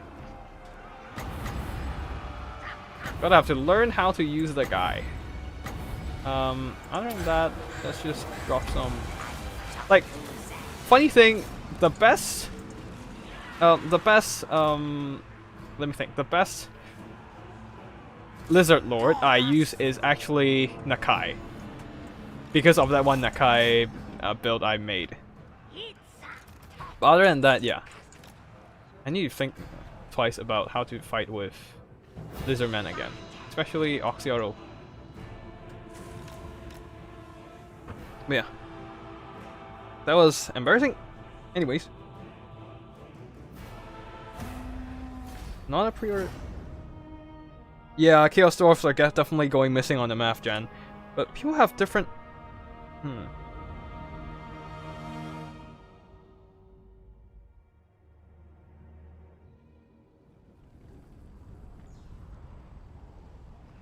Alright, let's just try a different approach again later. Croxagors are just... They're not very good, let me just put it that straight. They're rather expensive for what they do, but they don't have the best leadership. And the combat stats are pretty... Like the melee attack and defense are pretty mediocre. Like, it can be used in certain scenarios, but when there's missile heavy builds coming in, then it's gonna be an issue there. But yeah, I do have to practice more for playing on a more competitive setting, because okay, I guess we're not going for Lizardmen this time. Let's go Vampire Count. Now, Vampire Count, funny thing, like, people used to say, at least when I was working on a certain build for Kemmler, used to say that the Lizard box is pretty terrible for like a pretty big trouble for the Vampire Counts, but like I don't quite think so if you actually have a proper build in place. Now let me just bring some of these units in, get a couple Blood Knights, and I'm out of units. Great. I'm out of funds. Great. Let me just cut a bit on one of the Blood Knights. Get ourselves some Banshee for assassination, monsters, and whatnot. If they did bring the ominous Star Chamber Guardians, then these Banshees are pretty much toast. But we'll see if they bring it or not. Unholy Stone Corpse card and also Balefire Corpse card. Yeah, that's pretty much it for the build we're bringing. Other than that, yeah, that's it. Maybe we should, yeah, we should bring this in case Star Chamber Guardians and whatnot. Anyways, one more zombie unit. Pop up the middle one with some extra stats, and we're good. Good luck, have fun. This will be the last game.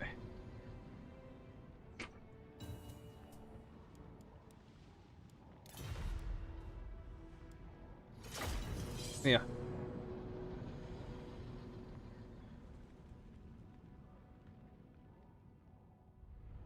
Kurakuma, I assume you're talking about the trailer? Like, because I did talk about the trailer not being the best, so yeah. It's not in my top 5 as well. I think my top 5 trailer for Total War Warhammer would be... Let me think. The best would definitely be Kislev. Actually, the top 2 would be Kislev and Vampire Coast. Like, they have the whole shanty built just... Like, they have the whole shanty made just for this occasion. And the shanty also synced perfectly with the cannon fire, the artillery fire as well. Like, you can literally hear the beat with the shanty.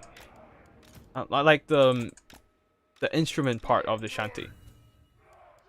Like, they incorporated the music and the combat, which really gives extra points, to me at least. Now let us just set our units aside. We have a blob of these, and then another, and then these will be like mobile units. Let's just push. Where are they at? Propose a lizard box. Yep, Star Chamber Guardians and whatnot. We should have went for White Kings, but whatever. Anyways, let's just move over. They will be using King Chief and of course Shredder of Lustria. Great. Oh well. Let's see what happens. We need to blow away their Star Chamber Guardians with these stuff. With our mobility and also maybe Winds of Death, hopefully. Okay, we need to push. Iron Kemmler! We need to keep his little...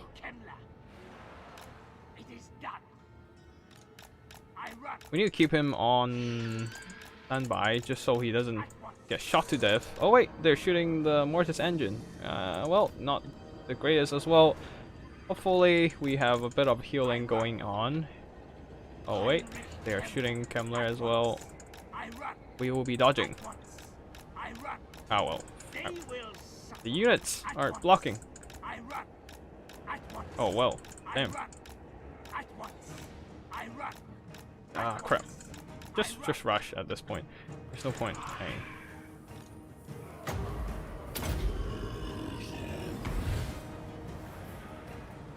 Let's see if we can just outrun them a little bit. Anyways, we will be pushing. If Kemmler goes down, we will be in big trouble. We rely on his healing and whatnot, so let's just roll over this way. Wow.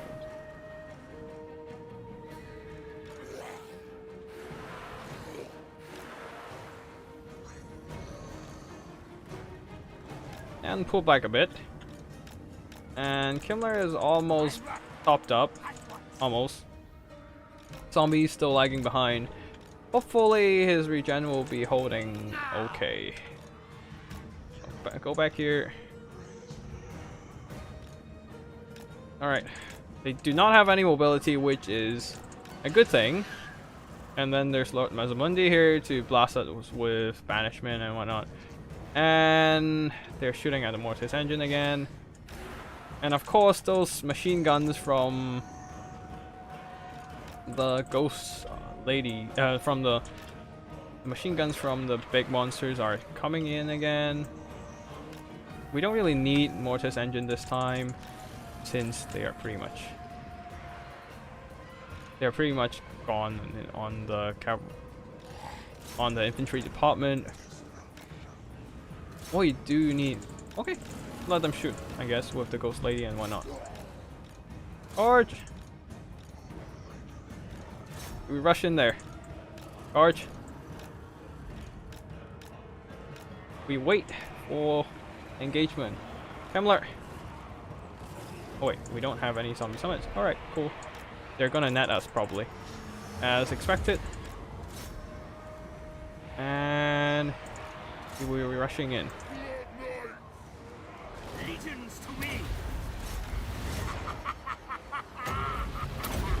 Heal them up. And in a minor. And we run.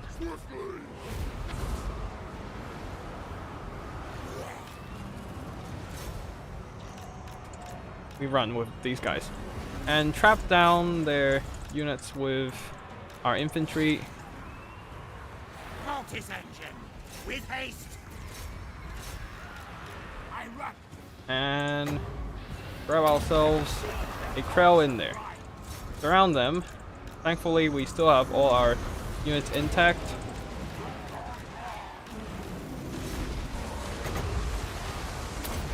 And we're getting A little bit of an attack buff. Finish that off. Ooh, Kemmler is already at a heal cap. That's not good. Ghost Lady, escort that out of the battlefield, please. Now, slam on to Masamundi, please. We need to finish up their ground forces, which is a tough issue here. If they are not a nice person, they will just be running away, cycle charging with everything they can have. Oh fuck, and they're shooting us with machine guns and whatnot. Not good. Anyways, just keep pushing with our units and whatnot. Group them together, keep hacking at these guys. Kemmler, you can just escort them out of the battlefield. Actually, no, you need to come back to provide those buffs and also healing at some point. Anyways, you guys can keep rushing these guys. We did have some units going down on us a while ago. We have to go in for a little bit of healing. Now, freaking boxes. Maybe I should have tried how would the other box build do.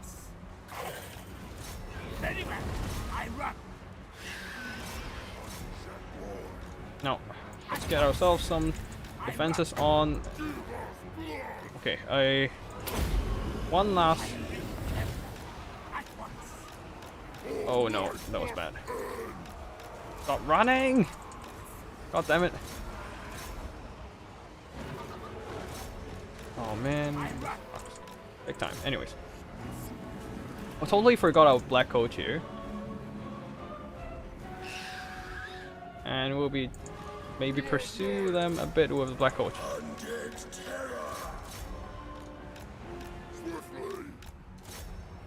Yeah. Kemmler gone down. We only have a black coach remaining for some kind of anti-large armor piercing, but oh wait, we also have the Banshee. Okay, that'll work somehow. Just need to make sure they don't come in with too much stuff. Anyways, let me go back in there. Banshees, keep fighting. We need to finish them off. We have limited units here. Now stop running, please. That's not very honorable of you.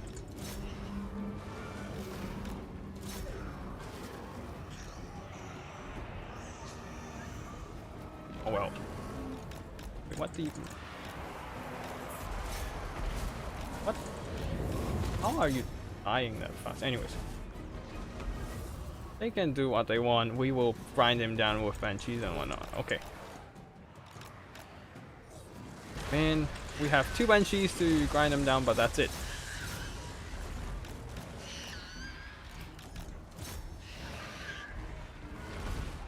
It's kind of annoying when they're just running away with single monsters and single entity monsters and that, but yeah. That's why you have tournament rules in place normally, but of course this is not tournament. This is just people free for all on yeah, ladder. Okay, I'm salty. I need to play another game this time.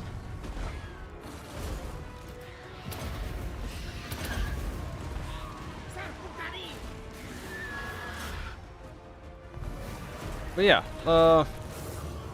I did forget about the Dressorian part that will easily destroy any vampire units. You can see here almost 3,000 value here. After chewing up all these units, we'll definitely get more later, but right now, yeah. They are picking apart these Banshees pretty damn fast. And I did not bring enough Blood Knights for fighting these things. Like, if I had one more Blood Knight instead of a Black Coach, maybe I have a better chance. Like, Yeah, if I had another black coach, maybe I would have a better chance in fighting these things. You can see here, the black coach only 1000 value. Yeah. And yeah. The Blood Knights did okay, but they did caught by the, well, damn, 4000 on Mazamundi. And, well, the Temple Gods got wrecked, but it's just that we can't pin down the Dresaurian and Mazamundi and kill them off. That's the issue here. That's the issue. Now, what else can we do? Like, we could have tried maybe Terrorgeist, but they would just get shot down by the kiting of the Skink Chiefs. Alright, I'm salty. Let's do one more game before ending the stream. Let's see what happens.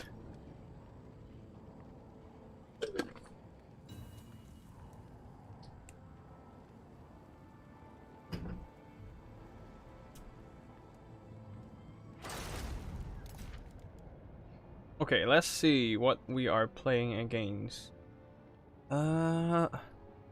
Let's go for another Tomb King's Chariot. Because I only did Tomb King's Chariots once throughout the whole stream. I might as well just do it another time. Now, let's see what builds are they gonna bring. But Chariots, I mean, they're still okay against all kinds of infantry, and Tomb Kings have other tools to deal with larger tools. So, like, to deal with larger threats. So, I feel like Skeleton Archer Chariot's not the best in most situations, but it's still fine. It's still not the worst pick out of all things. Now, they do have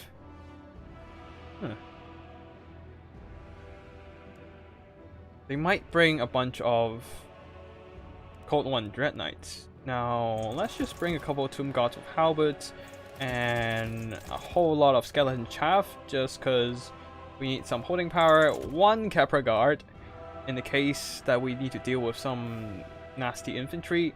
We're not gonna bring too much large targets for them to shoot at. For sure. Maybe a couple of these, and let's go ham on. Oh wait, we forgot about the Lord. Who? I mean, okay. Who's better than Arcana Black, to be fair, in terms of Tomb King's Lord? I mean, Cetra does not serve, but then he also does not summon skeletons. So there's that. Oh yeah, Jen, I do agree. Some people just want to win regardless of tactics. So sometimes I just like to make like videos on how to beat these guys. Just not happening today. Well, since I did try to play with a little bit more of a restriction on myself with certain units only challenge. But yeah, for now, let's just see what else we can bring for this build. Let's just bring one more skeleton spear, just because we can, and that's about it. Now we just need to figure out how to like fight against elite single target units, because we do not have those in place. Now that might be a problem, but I can't really. Should I just bring Cetra the Imperishable here? Now that might be interesting, to say the least. But I'm also not very good at playing chariots, as you could have seen over the past few minutes. I mean, the past couple hours. Weak against single combatant, physical resistance, weapon damage, armor piercing weapon damage. That might be good. Strong versus the that will do. Oh, that would be good. And that too. Okay, Cetra will roll with the chariots. We need to figure out the rest of the army. Now, let's just go back with... We don't even have enough funds for chariots. Great. Chariots, chariots, chariots. That's just... Okay, and we get ourselves some... There we go. get them up a bit in terms of melee stats, and that's it. We have our build. Now I just hope we don't have to deal with, say, bolt throwers. But yeah, this is gonna be the last game of the night. Lose or win, last game, and we'll end the stream afterwards. And yeah, thank you for everyone who has been watching. I see that there's only one last viewer in the chat, so I might as well just say it right now. And yeah, I hope I will see you in the next video. Other than that, just let me play one more game, and then yeah, we'll be ending the stream afterwards. Oh, welcome back, whoever you are.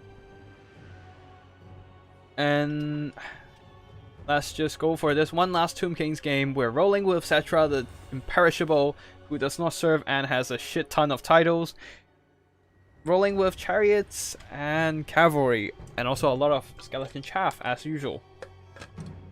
Oh wait, I didn't bring a single construct. That's weird. Or a Tomb King's army. I did bring a couple Tomb Guards though, so I do have a sturdy back line. But that's basically it.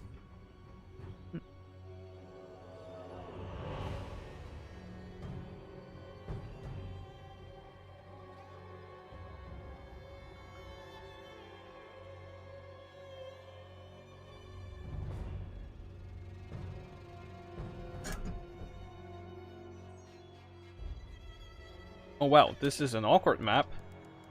Very awkward map. I guess we'll just have to hold the line here. Like, hopefully we can reach their front line with our Screaming Skull catapults. We have some archers on both flanks, Kepler Guard in the middle, other Tomb Guards holding back. And we just spread out with the long weapons. And then chariots and etc. You guys are a nice team of chariots. And then we have some scouts ready for deployment to act as mobility, pressure, and whatnot. While you guys in the group, and that's basically it. Ready, like a fun.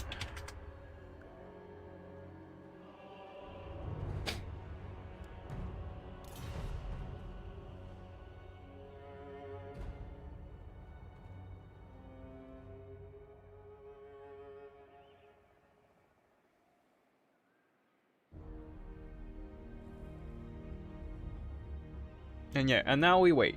Actually, we shouldn't. Like, I need to end the stream at some point soon, hopefully. Not that I don't like streaming, but I am running out of time for sleeping, so that's a bit of a concern. Okay, yes, we're pushing. We are pushing.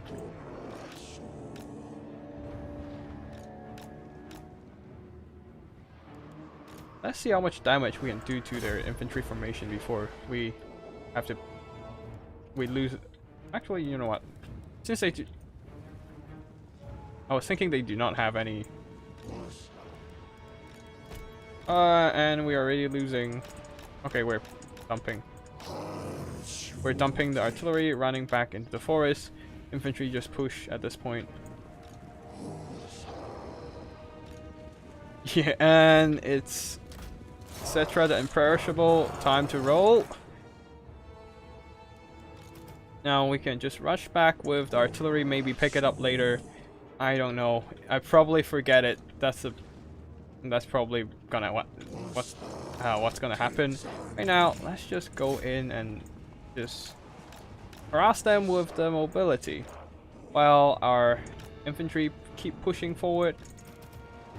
Oh, yep, our artillery is gone. No value whatsoever other than wasting their ammo, but we'll have to deal with it.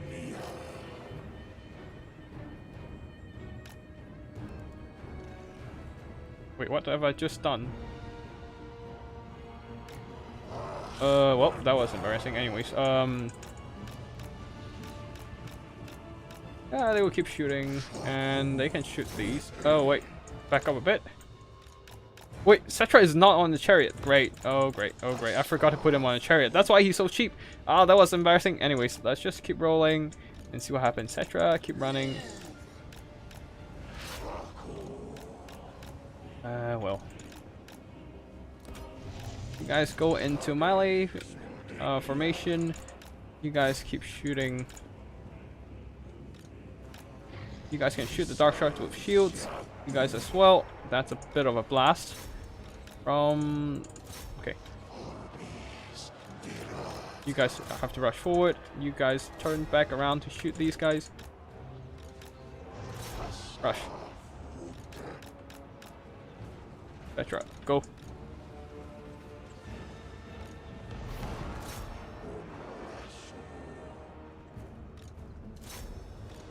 And then we have to use these guys to blend through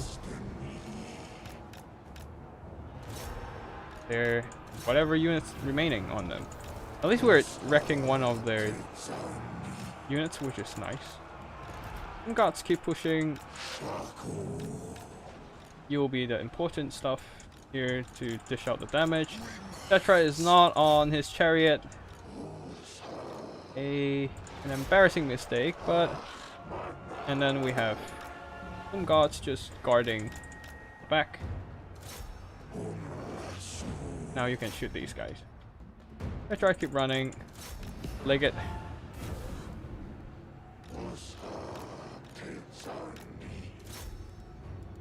Our chariots are gone.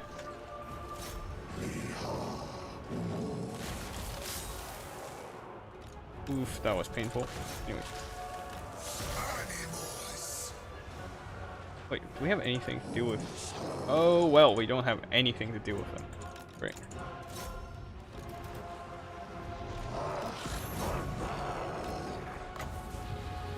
Alright, at least just crash their units back in the back line, at least.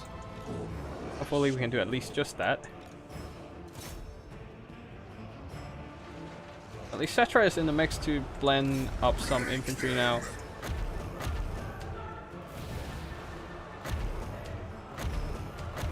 What do we have? Additional bonus versus life? We don't need that. Let's just give them a little bit more blending power.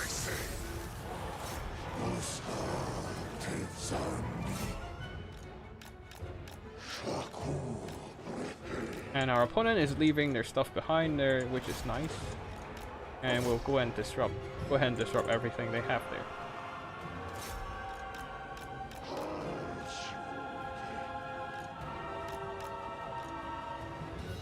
And Kepra guard, go.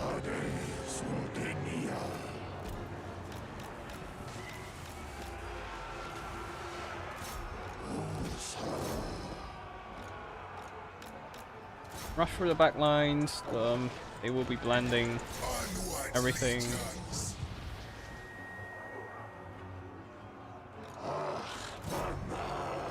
Shoot them. Shoot them. Shoot them. At least shut down the range contingent for now. But our cavalry is dying. Yeah, I should go to bed. As you can tell by forgetting, I am obviously not in my best condition to fight at this point. We're getting Cetra on a chariot when I'm actually thinking to bring him on a chariot. Yeah, this is one of the most terrible mistakes one can perform in Warhammer. So yeah, I should call this is a sign of I should call it a night. So yep, let's just quickly end this battle. Not that we can do much about it, since we do not have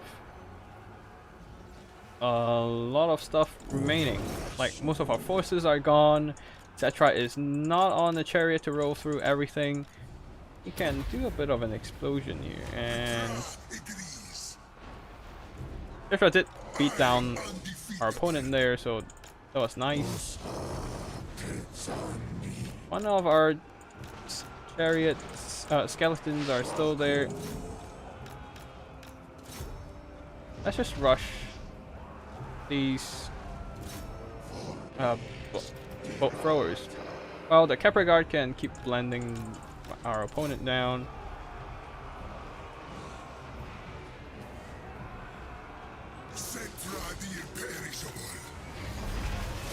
Now keep running. Kepler Guard still fighting, which is nice.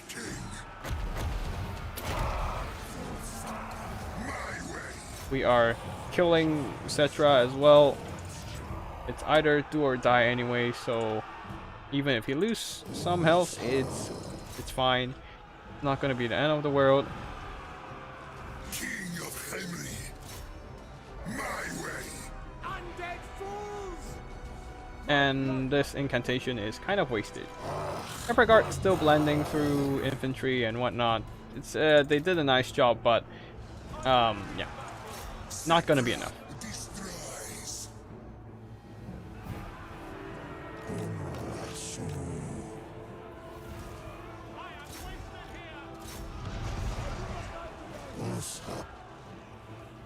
Mightiest of kings.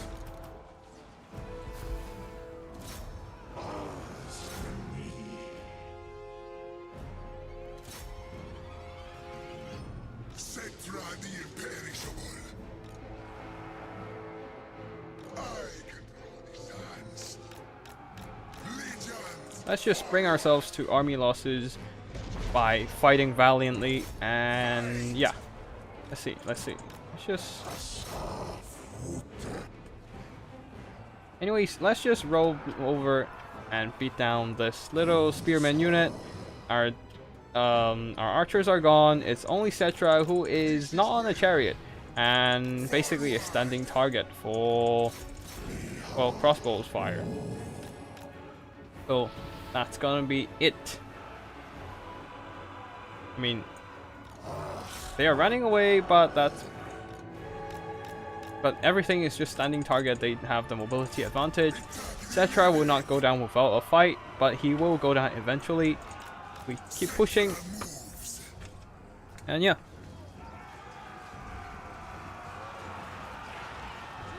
Also, like, if you are still here, I got invited over for... Oh wait, no, that's not... Okay, never mind. That's a different thing. Never mind. Don't worry about it.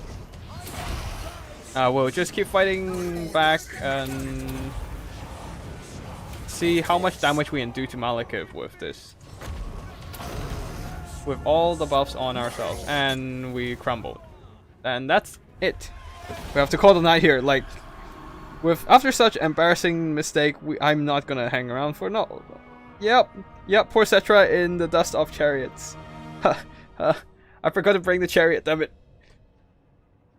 Maybe it would have been a bit different, but still, like, Cetra still chuck out a bunch of damage against Malekith and whatnot. Malekith just dishing out all the damage he can without any kind of... Yeah, really, nothing can really stop this dragon. Rampage. But yeah, that's basically it for the night. I'll probably upload a video once I'm done with the Belagar build, and yeah, that's basically it for tonight, or the day, depending on where you are, and I'll see you in the next one. Tactical Lich, signing out. Yeah, Cetra is still a beast gen, but yeah, thank you for watching and commentating and whatnot. Like, really appreciate that you support the stream and just be here to watch the content. Thank you so much, and I will see you in the next video or stream or whatever. Anyways, we'll end it here, and yeah, goodbye, good day, good night, depending on where you are.